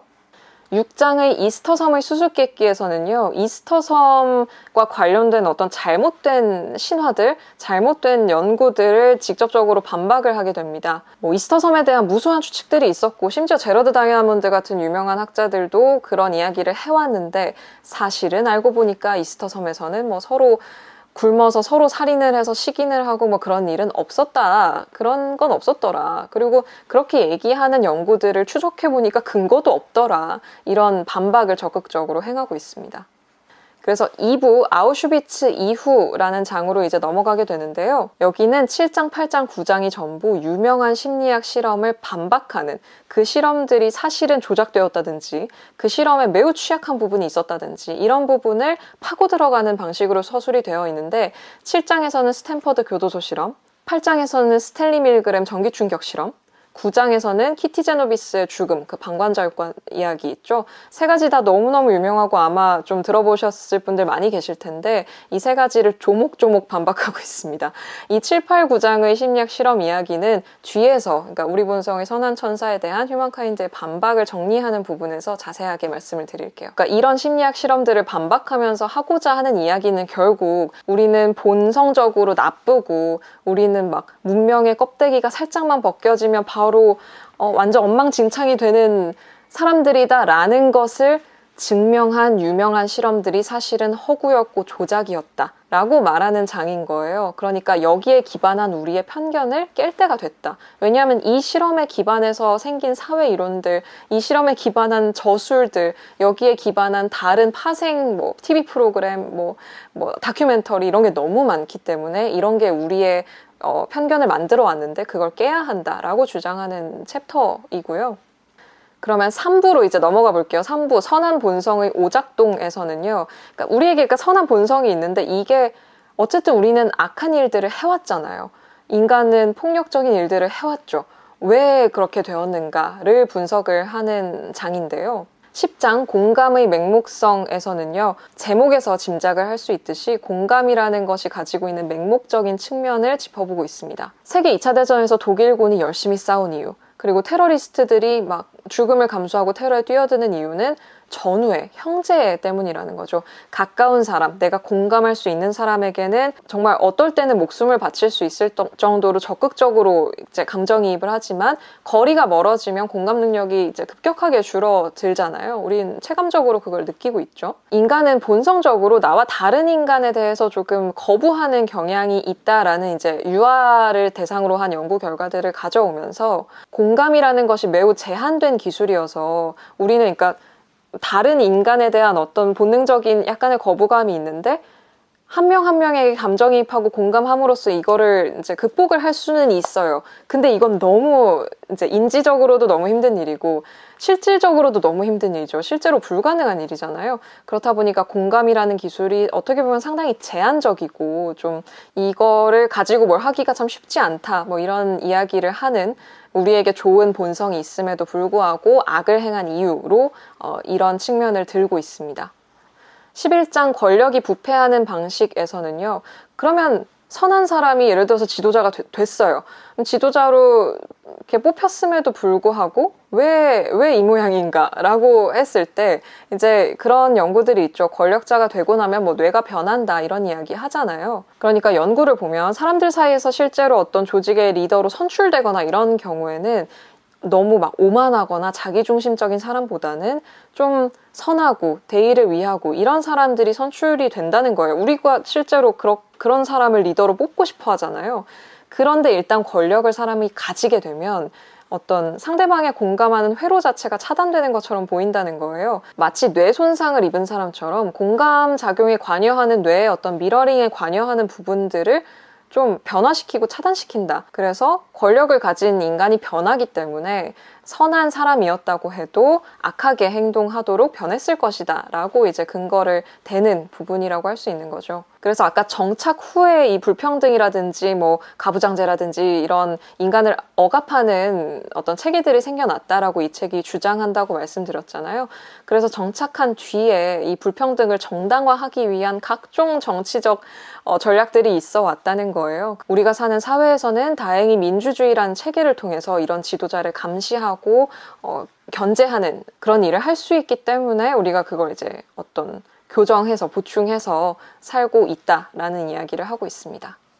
그리고 12장 계몽주의의 함정에서는요, 계몽주의자들이 인간의 본성을 대단히 어둡게 전제를 하고 계몽주의적 철학을 발전시켜 왔다는 이야기를 하고 있어요. 계몽주의도 어떤 모순이 있었다는 거죠. 계몽주의는 우리에게 민주주의도 가져다주고 자본주의도 가져다주고 법치주의도 가져다주고, 그러니까 우리를 너무나 크게 급격하게 발전시켰지만 동시에 인종차별도 가져왔고 홀로코스트에 기여한 관료주의도 가져왔다는 거죠. 그러니까 계몽주의라는 것 자체도 대단히 모순적이었다라는 이야기를 하고 있습니다. 그래서 4부 새로운 현실에서는요, 우리가 서로의 기대에 부응하는 동물이라는 점에 기반을 해서 우리가 실제로 어떤 내재적인 힘을 가지고 세상을 바꿔나갈 수 있느냐라는 지점을 이제 지적을 하고 있는데요. 13장에서는 내재적인 동기부여의 힘을 어떤 기업의 사례를 통해서 이야기를 하고 있어요. 그러니까 오히려 하고 싶은 일에 돈을 주면 하기 싫어진다는 거죠. 우리 그런 거 체감할 때 있잖아요. 그런 이야기를 하고 14장에서는 놀이하는 인간, 그러니까 인간에게 있어서 놀이하는 것이 얼마나 중요한지, 놀이를 할 때 지능이 발달되고 창의성이 발달되고 친화력이 발달되고 이런 부분들이 얼마나 중요한지를 이야기를 하고 있고요. 우리는 사람들이 모여 있으면 특히 뭐 학창 시절에 어떤 괴롭힘이 발생하는 것을 집단이 모여 있으면 그럴 수 있지라고 생각하기도 하지만 실제로는 집단이 모여 있다고 그런 일이 벌어지는 게 아니라 총체적 시설, 그러니까 모든 사람이 같은 장소에 있고 동일한 작업을 수행하면서 동일한 시간이 관리되는 그런 총체적 시설에서 그런 괴롭힘이 많이 생긴다는 거예요.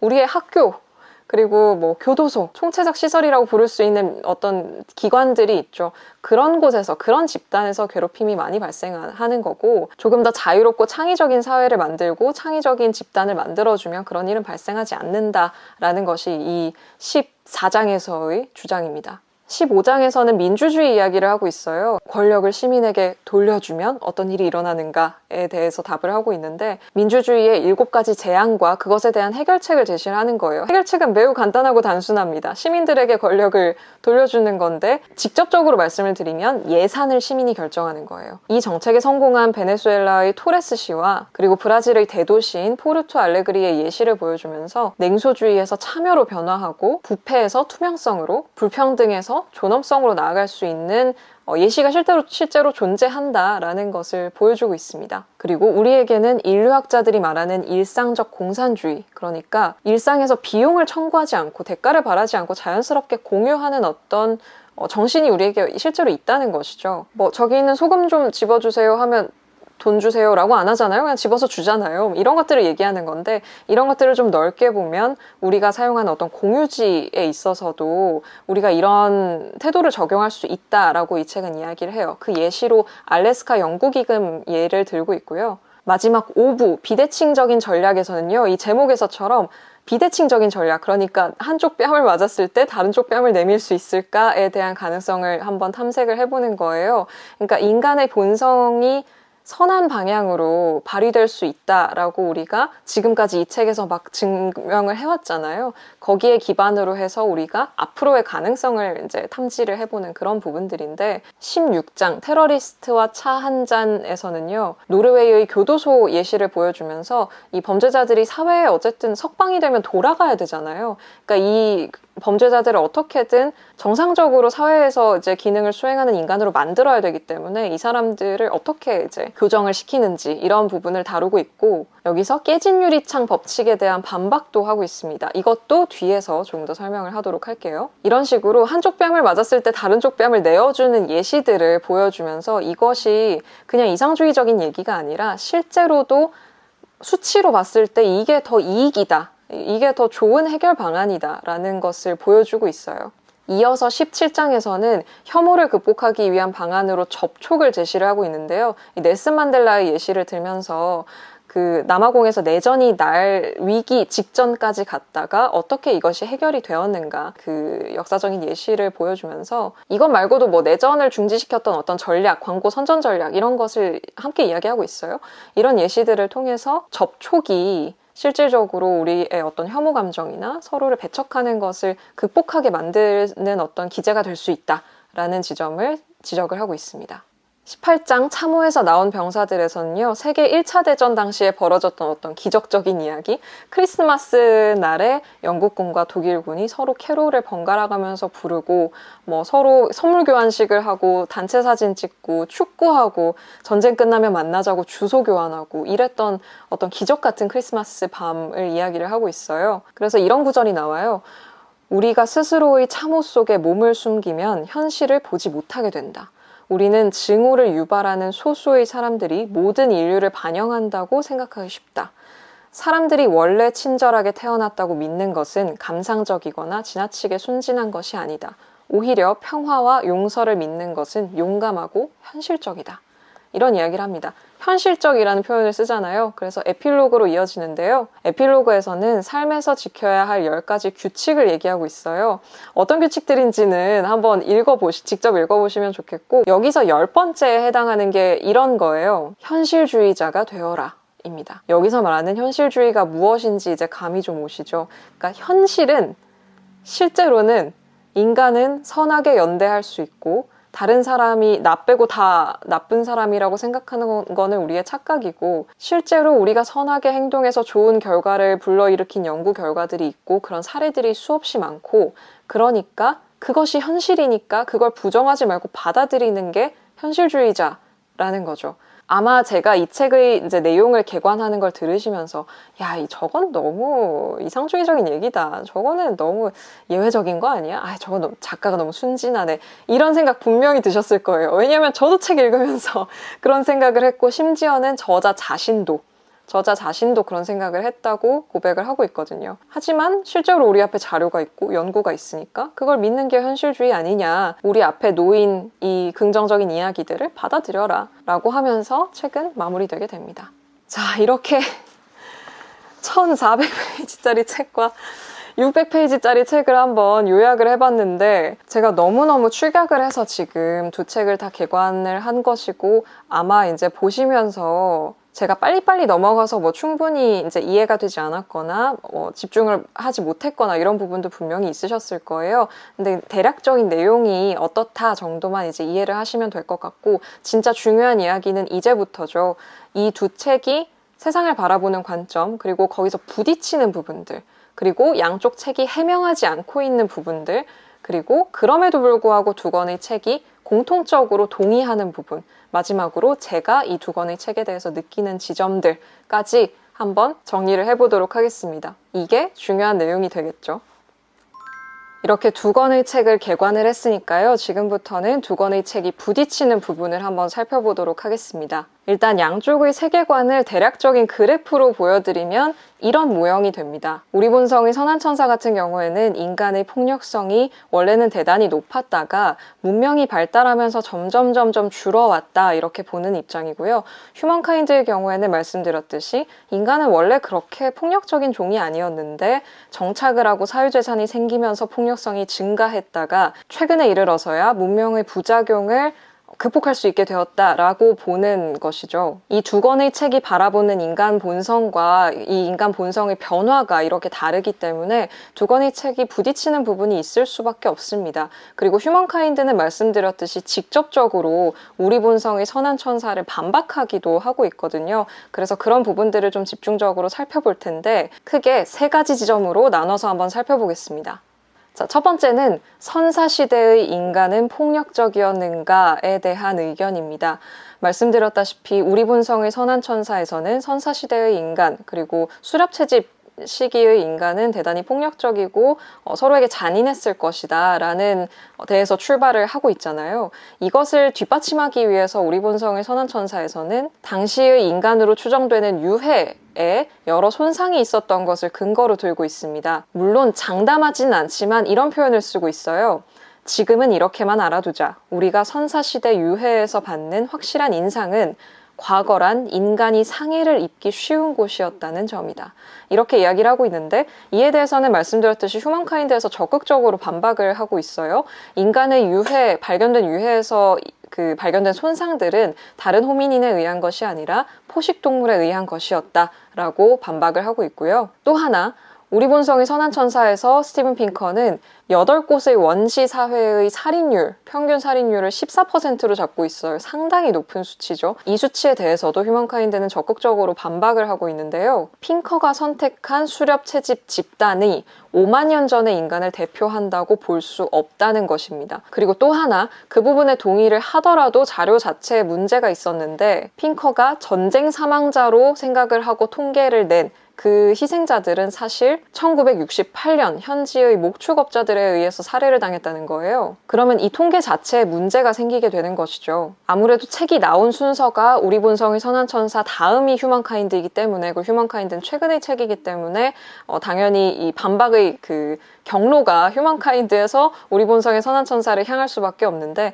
핑커가 이제 이 다음에 어떤 책을 쓴다거나 하면 이 부분에 대해서 또 새로운 설명을 할 수 있겠죠. 그 부분은 좀 기다려보기로 하고요. 두 번째 포인트, 리바이어던이 폭력을 줄이는가에 대한 의견이 명확하게 대립되고 있죠. 이건 이 두 권의 책에서 가장 크게 대립되는 부분 중에 하나인데, 우리 본성의 선한 천사에서는 말씀드렸듯이 리바이어던의 출현이야말로 인간의 살인율을 감소시키고 인간의 폭력성을 감소시킨 매우 중요한 인자였다라고 설명을 하고 있죠. 그러면서 우리 본성의 선한 천사에서는 아예 대놓고 이 리바이어던에 대해서 회의하는 사람들을 반박을 하고 있어요. 사람들 사이에 어떤 선한 암묵적인 규범이 중요할 수는 있다. 하지만 실질적으로 정부의 역할, 리바이어던의 역할이 폭력 감소에 매우 중요하다라고 반박을 하고 있는데, 휴먼카인드에서는 정반대로 정착과 사유재산, 국가의 등장과 같은 문명의 발달이 적어도 근대 이전까지는 인류에게 저주와도 같았다, 불행이었다, 이런 입장을 취하고 있습니다. 세 번째로 이 두 권의 책이 부딪히는 지점은 여러 유명한 사건과 심리학적 실험에 대한 결과 및 해석입니다. 아까 휴먼카인드에서 통째로 7, 8, 9장을 제가 이제 뒤에서 설명하겠다고 말씀을 드렸는데, 지금부터 설명을 좀 드려볼게요. 이 인간 본성을 설명하기 위해서 동원되는 다양한 근거들이 있는데, 자주 사용되는 근거들이 있습니다. 어떤 사회적 사건이라든지 심리학적 연구라든지 이런 것들을 보통 논거로 사용을 하게 되는데, 이 논거에 있어서 큰 차이가 있다는 것이죠. 예를 들어서 세계 2차 대전에서 총을 쏘지 못한 병사들 이야기가 양쪽 책에 둘 다 등장을 하는데요. 실제로 세계 2차 대전 참전 용사들을 조사를 해보니까 많은 상당수가 총을 쏘지 못했다라는 사실 자체에는 이 책 두 권이 다 동의를 하고 있습니다. 그런데 이 사태에 대한 설명, 해석이 달라요. 우리 본성의 선한 천사에서는 이렇게 얘기합니다. 이 연구가 좀 미심쩍은 연구다. 근데 그걸 인정하더라도 총을 쏘지 못한 이유는 공감이나 연민 때문이 아니다. 그 이유는 신중함 때문이다 라고 해석을 하고 있고요. 전쟁에서 발사되는 총탄은 어차피 상대방을 죽이기 위해서라기보다는 이 전선을 저지하기 위한 것이다 라는 쪽에 이제 초점을 맞춰서 얘기를 하고 있고, 반면에 휴먼카인드에서는 이 같은 사태를 두고 인간은 상호 영향을 주면서 함께하도록 태어났고 이것은 폭력을 저지르기 어렵게 만드는 요인이다 라고 설명을 합니다. 실제로 세계 2차 대전에서 영국군이 이제 어떻게 살해당했는지를 퍼센티지를 따져보니까 대면에서 멀어질수록 원격 공격일수록 더 많은 병사들이 죽었더라 라는 것을 이제 뒷받침하는 근거로 제시를 하고 있고요. 그리고 1950년대에 행해졌던 로버스 케이브 실험이라는 것이 있습니다. 소년들을 대상으로 했던 실험인데요. 소년들을 이제 모아서 여름 캠프를 보낸 거죠. 근데 사실은 이게 심리학 실험이었고, 근데 이 소년들이, 연구자들이 바랐던 바는 소년들을 두 패로 나눠서 이제 경쟁을 시키면 서로 되게 싸우고 서로 사이가 안 좋아지겠지라고 생각을 했던 것이죠. 그래서 우리 본성의 선한 천사에서는 이 실험의 연구 결과를 그대로 가져와요. 그래서 이 소년들이 몇 주 동안 자발적으로 전쟁을 벌였다라는 식으로 서술을 하고 있는데, 이 실험에 대해서 휴먼카인드는 실험의 어떤 맹점, 이 실험의 진실을 폭로하는 식으로 이제 서술을 해요. 사실은 이 실험에서 연구자들이 이 두 팀을 대항시키기 위해서, 이 두 팀의 갈등을 만들기 위해서 아주 많은 조작과 유도를 상당히 많이 했었고, 심지어는 거기에 기여하지 않은, 그러니까 갈등 상황을 만들기 위해서 최선을 다하지 않은 연구 조교를 이 심리학자가 대단히 위협을 하기까지 했다는 거예요. 그러니까 자발적으로 전쟁을 벌였다는 우리 본성의 선한천사에서의 기술은 잘못된 서술이 되는 것이죠. 이 예시와 비슷하게 우리 본성의 선한천사에서 중요 논거로 가져왔으나 사실은 잘못된 실험이었던, 실험의 실체를 알고 보면 거의 사기에 가까웠던 실험들이 몇 가지가 나오는데, 이어서 얘기하면 깨진 유리창 효과에 대한 것도 마찬가지였습니다. 사실은 휴먼카인드의 저자도 본인의 첫 책에서 이 깨진 유리창 이론에 열광을 했다고 해요. 이 말콤 글래드웰을 통해서 굉장히 유명해진 그 이론이잖아요. 근데 사실은 알고 보니까 이 효과의 근거도 사실 좀 빈약하고 어디 저널에 실린 연구도 아니었던 거예요. 그리고 이 깨진 유리창 이론에 기반을 했던 어떤 치안 태도라든지 정책들은 경솔한 체포와 과잉 진압으로 이어져서 실은 더 많은 사람들을 위협하기도 했던 그런 결과로 이어졌었다는 거죠. 그래서 실제로 이 깨진 유리창 효과에 대해서 이야기를 했던 2명의 공동저자 중에 한 명, 조지 켈링은 2016년 인터뷰에서 이런 얘기를 했어요. 깨진 유리창을 이름으로 행해진 많은 일을 나는 유감스럽게 생각한다. 이런 인터뷰를 했습니다. 이 정도에서 그치는 게 아니라 정말 실험 자체가 알고 보니까 너무너무 조작이었던 경우들이 있는데, 이게 바로 휴먼카인드에서 7, 8, 9장 내용입니다. 하나하나씩 소개를 해드리면 우리 본성의 선한천사에 나온 순서대로 말씀을 드릴게요. 일단 스탠리 밀그램 복종 실험, 너무 유명한 실험이죠. 그 연구에 참가한 참가자가 버튼을 누르는 그 전기 충격을 가하는 실험이잖아요. 그래서 다른 방에 이제 연기를 하는 사람이 앉아있고 막 소리를 지르는 그런 연기를 하는데 대부분의 사람들이 상당히 높은 볼트까지 이 충격을 올렸다는 그 굉장히 유명한 실험이고, 저도 심리학과 다닐 때 배웠던 실험이고 수많은 교양서에 수록이 되어 있는 너무너무 유명한 실험이죠. 우리 본성의 선한천사에서는 그 폭력의 5가지 원인 중에 이데올로기를 설명하기 위해서 이 실험을 가져옵니다. 이제 복종 이야기를 하기 위해서 가져오는데, 휴먼카인드에서 이 실험에 대해서 파헤치고 있어요. 이 피험자들, 실험에 참가한 사람들이 실제로 충격이 가해지고 있다고 믿었는가? 이 굉장히 중요하죠. 그러니까 믿었으면 정말 진심으로 그걸 누른 거잖아요. 근데 나중에 실험이 끝나고 나서 그 피험자들에게 보낸 설문의 결과에 의하면 절반 정도만이 이 실제로 충격을 가하고 있다고 믿었다는 거예요. 그러니까 절반 정도는 설마 예일대에서 이런 실험을 하는데 진짜 충격을 주고 있겠어? 이런 생각을 했다는 거죠. 그렇기 때문에 이 실험에 있어서도 사실 완전하지 않은 부분이 있다라는 지점을 이제 휴먼카인드에서 지적을 하고 있고요.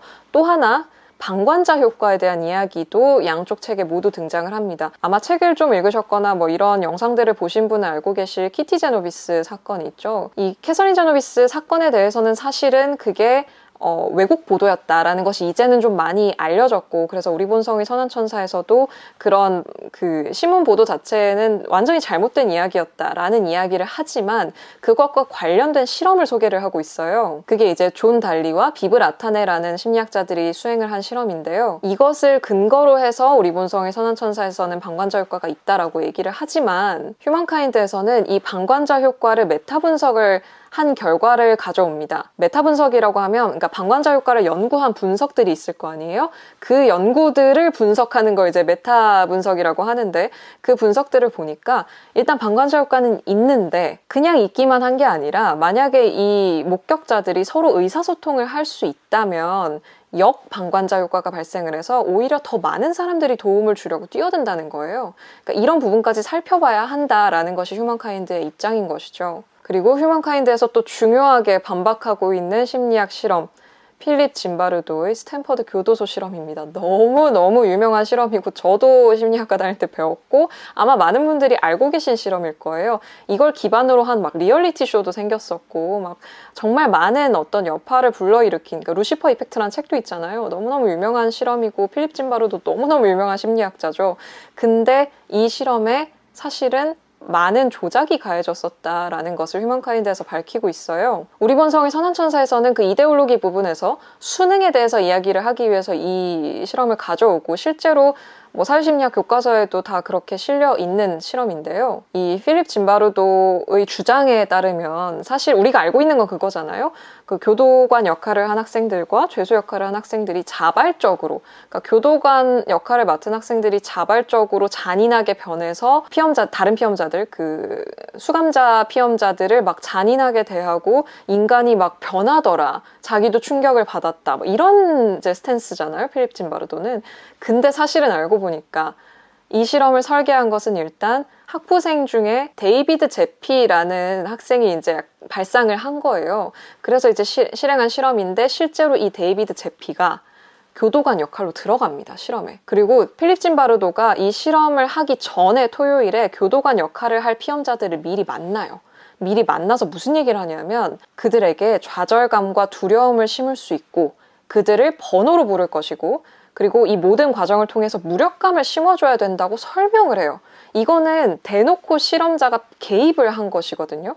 그러니까 거짓말인 거죠. 자발적으로 잔인하게 변했다라는 건 완전한 거짓말이었고, 실제로는 미리 그렇게 만나서 얘기를 했고, 이 실험을 떠올린 학부생이 실제로 교도관으로 참여를 했고, 이 데이비드 제피라는 사람이 그 실험의 규칙, 그 교도소 내에서의 규칙을 상당 부분 만들었다는 거예요. 17가지 규칙 중에 11가지를 제피가 만들었다고 하더라고요. 그러니까 발목에 쇠사슬 채우는 거, 수감자들의 옷을 벗기는 거, 발가벗은 채로 서 있게 강요하자고 하는 거, 이거 다 제피가 제안을 했던 것이고, 그러니까 실험자가 개입을 한 거죠. 이것도 마찬가지로. 그러면 필립 짐바르도도 학자인데 이 사람이 뭐 정말 아예 작정을 하고 이걸 조작을 한 것이냐라고 하면, 사실 원래 이 실험의 목적은 뭐였냐면 수감자의 반응을 보는 거였다고 해요. 그러니까 결론적으로는, 사후적으로 이 필립 짐바르도가 발표한 것은 뭐 그렇게 해놓으니까 학생들이 자발적으로 변하더라 라는 것이지만, 그것은 사후에 붙인 사기에 가까운 해석이고, 원래는 이런 환경을 만들면 수감자들이 어떻게 될까라는 걸 지켜보기 위해서였고, 그래서 그 대단히 유명한 이 실험 참가자 중에 이튿날에, 둘째 날에 이제 막 신경쇠약 같이 증세를 보이고 나간 그 학생이 한 명 있어요. 그 수감자 역할을 한 학생 중에. 더글러스 코피라는 피험자였는데, 이 더글러스 코피의 경우에는 피험자가 돼서 들어갔는데 자긴 시험 공부를 하고 싶은데 시험 공부를 못하게 하더라는 거예요. 책을 못 보게 하더라는 거예요. 그럼 나 그만하겠다, 나 실험 참가 그만하겠다고 했는데 못 나가게 했다는 거죠. 그러니까 오로지 신체적 정신적 문제가 있을 때만 나갈 수 있다라고 해서 미친 사람처럼 연기를 했다는 거예요. 근데 그 모습이 카메라로 촬영이 돼서 너무너무 유명한 장면이 되어버린 거죠. 그러니까 이것까지 들고 나니까 어떠세요? 저는 이 부분을 휴먼카인드에서 읽으면서, 그러니까 필립 짐바르도의 교도소 실험에 대한 뭐 비판이나 이런 건 워낙 오랫동안 있었고, 이 실험의 뭐 중요한 부분이 왜곡되었다, 이런 것에 대한 것도 어렴풋이 알고 있었지만, 이게 하나하나 다 이렇게 책으로 읽어본 적은 저도 없었던 거예요. 그래서 읽으면서 대단히 이렇게까지? 약간 이런 생각이 들었거든요. 그래서 필립 짐바르도 교도소 실험도 그렇고, 스탠리 밀그램 실험도 그렇고, 뭐 방관자율과 실험도 그렇고, 너무나 친숙하고 저에게 익숙한 실험들, 저도 교과서에서 배운 실험들인데, 그리고 너무나 많은 책과 다큐멘터리에 논거로 쓰이는 그런 실험들인데, 상당히 많은 부분이 잘못되어 있었구나, 이런 생각을 하게 됐습니다. 어쨌든 이런 유명한 사건이나 실험에 대한 어떤 태도, 그리고 실제로 그 실험을 검토하는 데 있어서도 이 두 권의 책이 매우 큰 차이를 보이고 있다, 이렇게 생각을 하시면 되겠습니다. 그러면 이번에는 양쪽이 해명하지 않고 있는 것, 그러니까 제가 좀 부족하다고 느끼는 지점들을 좀 살펴볼 텐데, 기본적으로 우리 본성의 선한 천사는 통계 중심이고요. 그러니까 앞부분에 한해서. 그리고 휴먼카인드는 예시 중심에 좀 가까워요. 물론 통계를 제시하고 있지만. 그래서 엄밀한 부분들을 하나하나 다 따지기에는 조금 힘들어요. 1000페이지가 넘는 1000몇백 페이지짜리 책과 500페이지가 넘는 책에 주석이 이만큼씩 달려있는데, 제가 그거를 하나하나 다 따지고 들면 사실 너무 많거든요. 뭐 예를 들어서 아주 짧게 예를 들면 뭐 이런 거예요. 우리 본성의 선한 천사에 기원전 시대의 전쟁 사망자 비율이 나오거든요. 그러면 그 전쟁 사망자 비율의 분모가 정확한지 어떻게 검증할 수 있는가, 뭐 이런 거부터 시작을 해가지고, 그 휴먼카인드에서 수렵 채집으로 잘 먹고 살다가 왜 정착했는가라는 질문에 있어서의 답이 대단히 빈약하다고 저는 느낀단 말이에요. 거기서는 이제 범람원의 함정에 빠졌다. 그러니까 너무 쉽게 수렵 채집하기 좋은 환경이 범람원에 만들어져서 거기에 함정에 빠져서 정착을 했다라고 얘기를 하는데, 그러면 전 세계적으로 다 그랬단 말인가? 그런 부분이 저는 약간 이해가 안 되는 거예요. 그러니까 하나하나 따지고 들기 시작하면 진짜 너무 많아서 저희가 여기서 다 할 수가 없어요. 그래가지고 그런 부분은 좀 이렇게 쳐내고 큼직큼직한 부분들만 한번 따져볼게요. 제가 느끼기에 양쪽의 책이 좀 부족하다, 해명이 되지 않고 있다라고 느끼는 부분들, 좀 큼직한 것들 한번 정리해 보겠습니다. 일단 우리 본성의 선한천사에서 제가 좀 해명이 부족하다, 설명이 부족하다라고 느끼는 부분은, 첫 번째는 수렵 채집 시대, 선사 시대, 그리고 고대 시대에 대한 해석이 과연 검증 가능한가 하는 부분입니다. 아까 뭐 예시로 짧게 든 것도 해당이 될 텐데, 그 시대에, 특히 수렵 채집 시대에는 자료가 남아있기가 너무 힘들기 때문에 그 시대에 있어서의 뭔가를 검증한다는 것은 대단히 어려운 일이고, 그렇다 보니까 뭐 이런 비키 스토리를 다루는 책이나 뭐 그런 주장을 하는 책들은 다 여기에 취약성이 있죠. 고고학적 증거를 찾기에도 너무 힘들고 어떤 다 가설 상태에 머무를 수밖에 없기 때문에, 뭐 사실 유발 하라리의 사피엔스도 그렇고 뭐 이 책도 그렇고, 이 수렵 채집 시대 그리고 선사 시대 고대에 대한 검증을 하는 게 사실은 좀 힘들다. 그러니까 여기에는 가설 상태에 머무를 수밖에 없다라는 생각이 들고요. 그래서 충분히 제가 설득이 됐는가 하면 잘 모르겠어요. 이 얘기는 좀 더 뒤에서 해볼게요. 저의 감상에 대해서는. 그래서 그 부분이 좀 해명되지 않고 있다라고 저는 느꼈고, 두 번째로는 이 리바이어던에 대한 회의주의자들에게 반박을 한다고 말씀드렸잖아요. 그러니까 사람들은 뭐 알아서들 잘 모여있으면 잘 지낸다라고 말하지만 사실은 리바이어던이 필요하다라고 주장하는 책인데, 거기서 반박을 하면서 이제 핑커가 그런 얘기를 하는 거예요. 뭐 암묵적 규범에 대해서만 예시를 들거든요. 암묵적 규범만 있으면 안 되고 법이 필요하다라는 식으로 반박을 하는데, 사실은 정확한 반박이 되려면 적극적으로 협력하는 개인들의 공동체에 대해서 반박을 해야 되는 거예요. 그러니까 반박의 핀트가 좀 잘못되었다고 느끼는데, 핑커가 예상하고 반박하는 거는 이런 공동체가 아니라 그냥 여기서 이제 책에서 예시로 드는 게 예를 들어서 이런 거예요. 뭐 공유지를 어떻게 사용하느냐에 있어서 서로 다른 그 주체가 암묵적으로 뭐 요렇게 저렇게 한다는 규범이 있다. 근데 이거는 적절한 반박이 아니라는 거죠. 그래서 리바이어던 회의론자에 대한 핑커의 반박이 저는 좀 충분하지 않다고 느끼고요. 이 부분이 휴먼카인드의 사실 주된 논거가 되기 때문에 사실은 우리 본성의 선한천사에서 좀 사소한 부분일 수도 있는데 비교적 크게 느껴지는, 그러니까 책과 비교를 했을 때, 휴먼카인드와 비교를 했을 때 약간 크게 느껴지는 그런 부분이었고요. 세 번째는 이 책이 사실은, 그러니까 역사를 해석하는 책에 있어서 빠지게 되는 함정일 수도 있는데, 이 책은 어쨌든 결과론적으로 모든 걸 해석하게 될 수밖에 없잖아요. 그렇기 때문에 이 저자가 의도하지 않았더라도 마치 필연적인 발전이었던 것처럼 보인다는 거예요. 예를 들어서 계몽주의적 인도주의를 주장했던 사상가들은 왜 같은 일관된 철학의 계보에 속했었는가? 아닐 수도 있지 않았나? 라는 질문을 던져볼 수 있는데, 이 책에서 이렇게 얘기하는 거예요. 공평무사하고 합리적이고 정보를 지닌 사상가들이 찬찬히 검토하는 이상 그런 관습들, 그러니까 잔인한 관습들을 무한히 정당화할 수는 없는 법이다. 그러니까 그렇게 될 수밖에 없다. 합리적이고 정보를 지닌 사상가들이 생각을 전개해 나가면 당연히 정당할 수가 없다라는 것인데, 이거는 너무 결과론적인 해석이 아닌가라는 생각이 든다는 거죠. 사실은 이거는 이런 책의 사실 좀 뭐랄까요, 어쩔 수 없는 것이긴 해요. 아까 선사시대가 마찬가지로 어쩔 수 없이 벌어진 일을 가지고 해석하는 거니까 당연히 결과론적인 해석이 될 수밖에 없는 것이긴 한데요. 그럼에도 불구하고 그 부분에 대한 보충 설명을 조금 더 해주면 좋지 않았을까라는 저의 약간 아쉬움이 있습니다.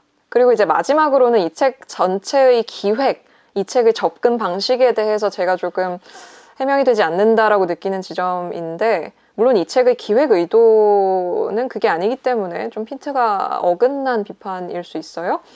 그러니까 전쟁의 빈도나 살인율 감소, 그리고 전체 인구 대비 살해율 뭐 이런 것들을 기반으로 해서, 그런 통계를 기반으로 해서 점점 더 폭력이 감소해왔고 잔인성이 줄어왔다라는 것을 이제 보여주는데, 그리고 사실 읽다 보면 납득이 되죠. 그리고 우리가 상식적으로 생각해도 약간 중세 시대에 태어났으면 내가 마녀로 몰렸으면 어떡하지 뭐 이런 생각하게 되기도 하잖아요. 그러니까 상식적으로 이해가 되는 내용인데 제가 조금 더 있었으면 좋았겠다라는 생각을 하는 것은 그러니까 이건 양적인 분석인데 질적인 분석도 있었으면 좋지 않았을까라는 생각이 드는 거예요. 그러니까 수적 데이터만 가지고 현상을 해석하는 것이 타당한가라는 부분인데 사실 이쪽으로 넘어가게 되면 이건 완전히 철학책이 되어버리기 때문에 이 핀트가 좀 어긋나는 사실 그런 비판이긴 합니다만 이것은 사실은 비판보다는 제가 이 책을 읽고 나서 다음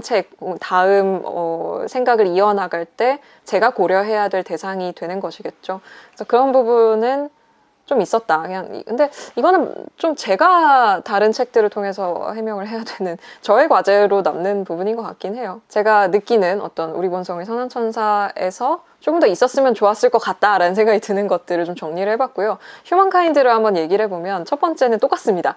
이 수렵제 집시대, 고대 선사시대의 검증 가능합니까?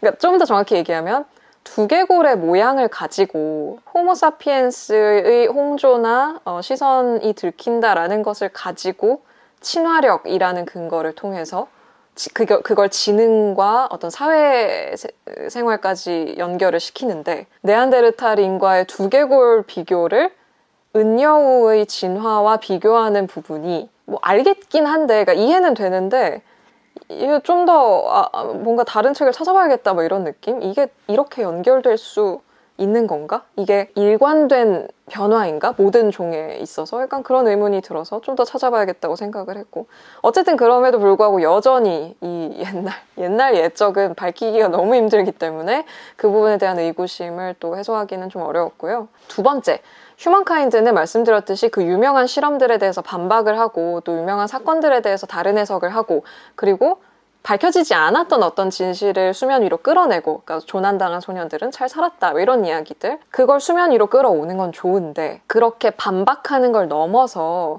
자신의 의견을 뒷받침하는 충분한 양의 데이터가 있는가라는 지점에 있어서 좀 아쉬운 게 있어요. 그러니까 사례 중심이기 때문에 이 책이 충분한 양적 데이터가 수집이 되었거나 어떤 충분한 양의 연구로 뒷받침하고 있지 못하다라는 느낌을 받을 수밖에 없게 되는 것 같고 그것은 사실 이 책의 두께 때문이기도 하죠. 요 정도 분량에 그걸 어떻게 다 실을 수 있겠어요. 사실 그런 걸 하려면 최소한 이 정도 두께는 돼야 무슨 얘기를 하든지 말든지 하는 것이기 때문에 뭐 그 부분에 있어서는 저도 이해를 하긴 합니다만 분명히 어떤 양적 데이터, 통계적 데이터가 충분하진 않다. 나오긴 하지만 그런 부분이 좀 아쉽게 느껴졌고요. 세 번째는 새로운 현실주의라고 얘기를 하지만 동시에 노시보 효과를 얘기를 하고 있어요. 이렇다와 이렇게 해야 한다가 이제 혼재되는 거잖아요.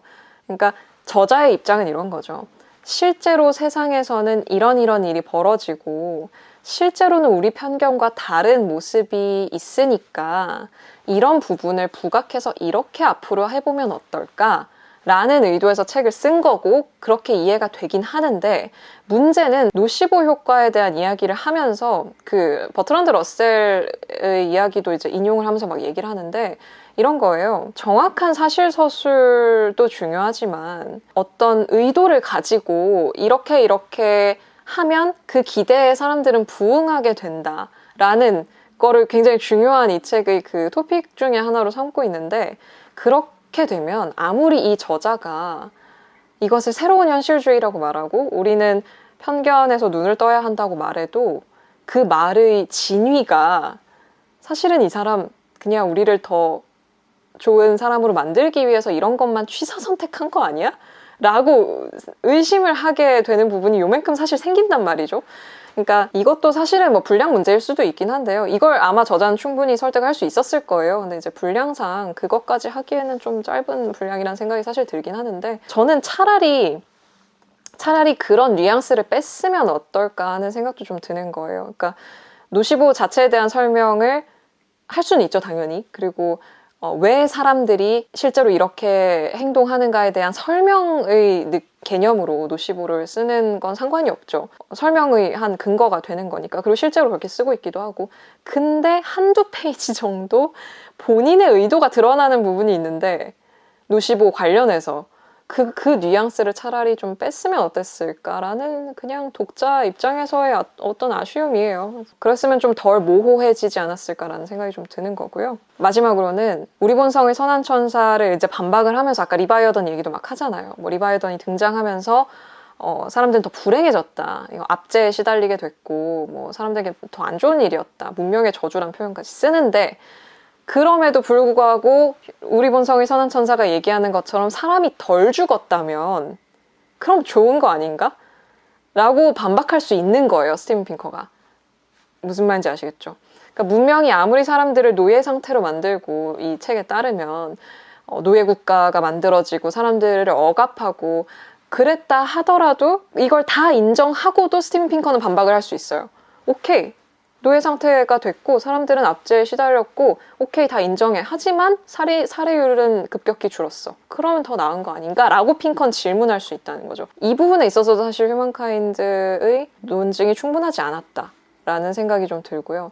휴먼카인드는 사실은 분량상 이런 식으로 좀 마음에 걸리는 부분들이 상당히 많아요. 읽다 보면 좀 설명이 부족한데? 이게 논증이 이게 여기서 끝나면 안 되는데 약간 이런 느낌이 드는 부분이 대단히 많고요. 좀 더 뒷받침이 필요하다라는 생각이 좀 들게 되는데 읽다 보면 추후에 좀 브레우만이 벽돌책을 한번 써주면 좋지 않을까. 조금 더 이제 근거를 보강하고 더 많은 연구 결과 같은 것들을 좀 추합을 해서 우리 본성의 선한 천사 같은 책을 하나 써주면 좋지 않을까. 좀 써주시면 안 되나요? 좀 약간 좀 아쉽거든. 저도 이제 인간 본성의 선함을 믿고 싶어 하는 사람이기 때문에 좀 아쉬워요. 그래서 그런 이제 부분들이 좀 있다. 감안할 부분이 좀 있다라는 말씀은 좀 드리고 싶고요. 그럼에도 불구하고 양쪽의 책이 동의하는 부분도 있습니다. 그런 부분들을 좀 정리를 해보면 크게 3가지 정도로 말씀을 드릴 수 있을 것 같은데 일단 첫 번째, 공감의 문제. 감정이입과 공감의 문제. 양쪽 책에서 동의하는 부분이 뭐냐면 감정이입과 공감은 대단히 강력한 기제이지만 그걸로는 불충분하다. 그러니까 감정이입이나 공감이 오히려 공정성과 충돌하는 경우가 생길 수 있고 그리고 오히려 다른 사람을 배척하게 만들 수도 있다. 이 제한 한계가 너무 뚜렷하기 때문에 우리는 이것을 뛰어넘는 다른 걸 갖고 있어야 된다라는 부분에 있어서 양쪽 책이 다 동의하고 있고요. 우리 본성이 선한 천사의 경우에는 이 다른 방안을 이성에서 찾고 있고 휴먼카인드는 연민에서 찾고 있어요. 그래서 이 양쪽의 방식은 좀 다르지만 어쨌든 공감의 역할에 있어서는 동의하는 바가 있다는 거, 이런 공통점이 있고요. 두 번째는 민주주의가 문명에 있어서 매우 중요한 요소라는 데 있어서도 동의하고 있습니다. 우리 본성의 선한 천사에서는 폭력을 줄이는 데 있어서 민주주의가 대단히 기여를 한 바가 있다라는 점을 강조를 하고 있고요. 휴먼카인드에서는 민주주의가 아까 말씀드렸듯이 권력을 가지면 이상하게 변하는 그 권력자를 견제하기 위한 어떤 도구로서 매우 중요하고 또 협력적 공동체를 우리가 만들어서 살아가는 데 있어서도 대단히 중요한 제도다라는 이야기를 하고 있어요. 그리고 세 번째, 우리가 뉴스 때문에 세상을 필요 이상으로 나쁘게 보고 있다는 거. 이 부분에 있어서도 양쪽이 다 동의하고 있습니다. 뉴스만 보면 세상 막 망할 것 같잖아요. 그런데 사실은 그렇지 않고 우리가 세상을 더 필요 이상으로 나쁘게 보는 것은 이제 미디어를 통해서 접하는 소식이 훨씬 더 쉽고 많기 때문에 이제 우리의 심리적인 기제 중에 뭐 부정 편향이라든지 가용성 편향이라든지 이런 것이 작동을 하면서 더 훨씬 이제 실제보다 부정적으로 받아들이게 된다는 거죠. 그래서 휴먼카인드에서는 아예 그 에필로그의 원칙들 중에 뉴스를 끊으라는 것도 있어요. 뉴스 그만 보라고. 네, 그런 얘기까지 나올 정도로 뉴스를 통해서 우리가 세상을 실제보다 더 안 좋게 보고 있다라고 주장을 하고 있습니다. 이것은 사실 제가 예전에 다뤘던 팩트풀니스라는 책에도 나오는 이야기이기도 한데요. 팩트풀니스도 대단히 그 의견이 많이 갈리는 책이에요. 그리고 스티븐 핑커의 책들도 사실 마찬가지고요. 아마 휴먼카인드도 마찬가지일 거예요. 인간의 방향성, 인간의 문명, 인간 잘하고 있어, 인간 짱, 잘하고 있다, 계몽주의 짱, 뭐 이런 나아지고 있다, 세상은 나아지고 있다라고 말하는 어떤 이 태도가 독이 될 수도 있고 사실은 현실을 왜곡하는 부분도 있을 수 있다는 거죠. 그래서 이 부분에 대해서는 저도 아직은 조금 더 책을 읽어보면서 이제 고민을 해봐야 될 것 같은데 제 얘기를 말한 김에 이 두 권의 책에 대한 저의 감상으로 이제 연결을 해볼게요. 저는 그러면 양쪽의 이 서로 다른 책의 내용에서 어디에 조금 더 설득이 됐느냐 혹은 책을 어디에 조금 더 공감하면서 읽었냐, 저는 두 권의 책에 다 설득되지 못했어요. 이렇게 긴 책을 2권이나 읽어놓고도 설득이 안 되다니 정말 까다로운 독자가 아닐 수 없죠. 왜냐하면 이제 스티븐 핑커의 책은 너무나 정말 공들여서 하나하나 논증을 막 하고 통계를 가져오고 온갖 연구와 정말 야, 진짜 읽고 있으면은, 야, 진짜 이 인간 대단하다는 생각이 드는 그런 책이지만 10여 년이 흘렀죠. 시간이 좀 흘렀고. 휴먼카인드는 최근에 나온 책이지만 논증이 너무 부족해요. 엄밀하지 않은 부분들이 너무 많은 거죠. 그래서 양쪽 다 저에게는 충분하지 않다고 느껴지고 양쪽 다 저를 설득하는 데 실패했어요. 그래서 저는 아직 모르겠어요. 답을 못 찾겠고 그냥 정말 제한적으로 동의하는 부분들은 그 양쪽의 책이 다 동의하는 부분들. 민주주의 중요하다. 그리고 그런 거죠. 아주 최근의 그 성과들, 근대성이 해낸 일들, 계몽주의의 성과들은 분명히 좋은 성과들이 있었다. 그러니까 저는 현대에 태어난 게 좋거든요. 그러니까 그런 좀 어떻게 보면 상식적으로 당연하다고 할 수 있는 의견들, 그런 것에 있어서는 저도 동의를 하는 바입니다만 공감에만 의존하면 안 된다. 이런 것도 동의가 되는 바였어요. 근데 양쪽에 다 완전히 설득되기에는 저는 두 책이 다 좀 부족하다라고 느꼈습니다. 도대체 얼마나 긴 책을 얼마나 써야 제가 책에 설득이 될 수 있을지 그것 참 흥미로운 지점이죠. 네, 근데 어쨌든 저는 지금으로서는 그렇다는 거. 네. 그리고 이제 마지막으로 이 책들에 대한 좀 첨언을 좀 드리면 그런 생각이 들어요. 우리 본성의 선한 천사의 경우에 특히 이제 읽다 보면 말씀드린 것처럼 야, 이 인간 진짜 대단하다 뭐 이런 생각 들거든요.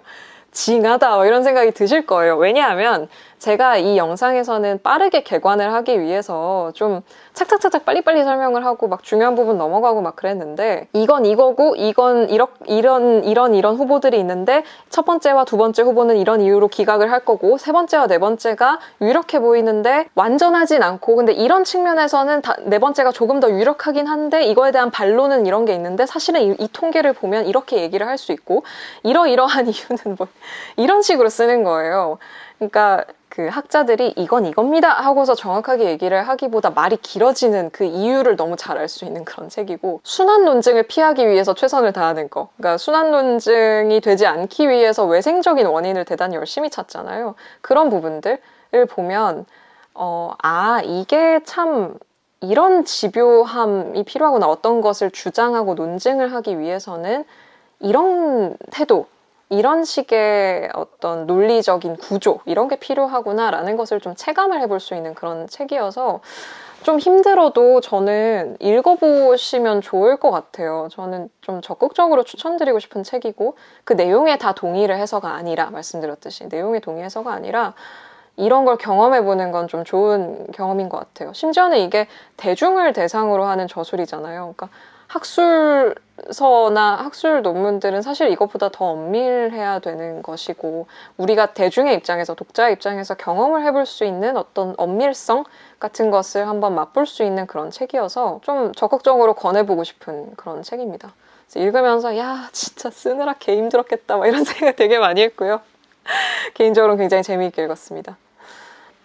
자, 그럼 이렇게 해서 우리 본성의 선한 천사 개관, 휴먼카인드 개관 두 책이 부딪히는 부분, 두 책이 동의하는 부분, 그리고 저의 비판과 저의 감상까지 다 정리를 해봤습니다. 사실 영상이 너무 길어져서 지금 촬영만 한 3, 4시간을 하고 있는데 여기서도 사실 제가 다 못 얘기한 부분이 많아요. 그래서 제가 그걸 하나하나 하면 진짜 이거 뭐 드라마, 다큐멘터리, 대하 드라마 만들어야 되기 때문에 좀 그걸 다 할 수는 없을 것 같고 아쉽지만 요 정도로 정리를 하기로 하고요. 더 자세한 내용은 여러분이 직접 책을 읽으면서 한번 체험을 해보셨으면 좋겠습니다. 이 영상이 여러분이 책을 읽는데 좀 길잡이가 되었기를 바라면서 오늘의 영상 마무리하도록 하겠습니다. 그러면 우리는 다음 영상에서 또 만나기로 해요. 지금 막 녹화하는 거 진이 다 빠지고 너무 힘든데 전 너무 재밌었어요. 여러분도 재밌으셨으면 좋겠네요. 우리는 다음 영상에서 또 만나기로 해요. 오늘도 와주셔서 감사합니다.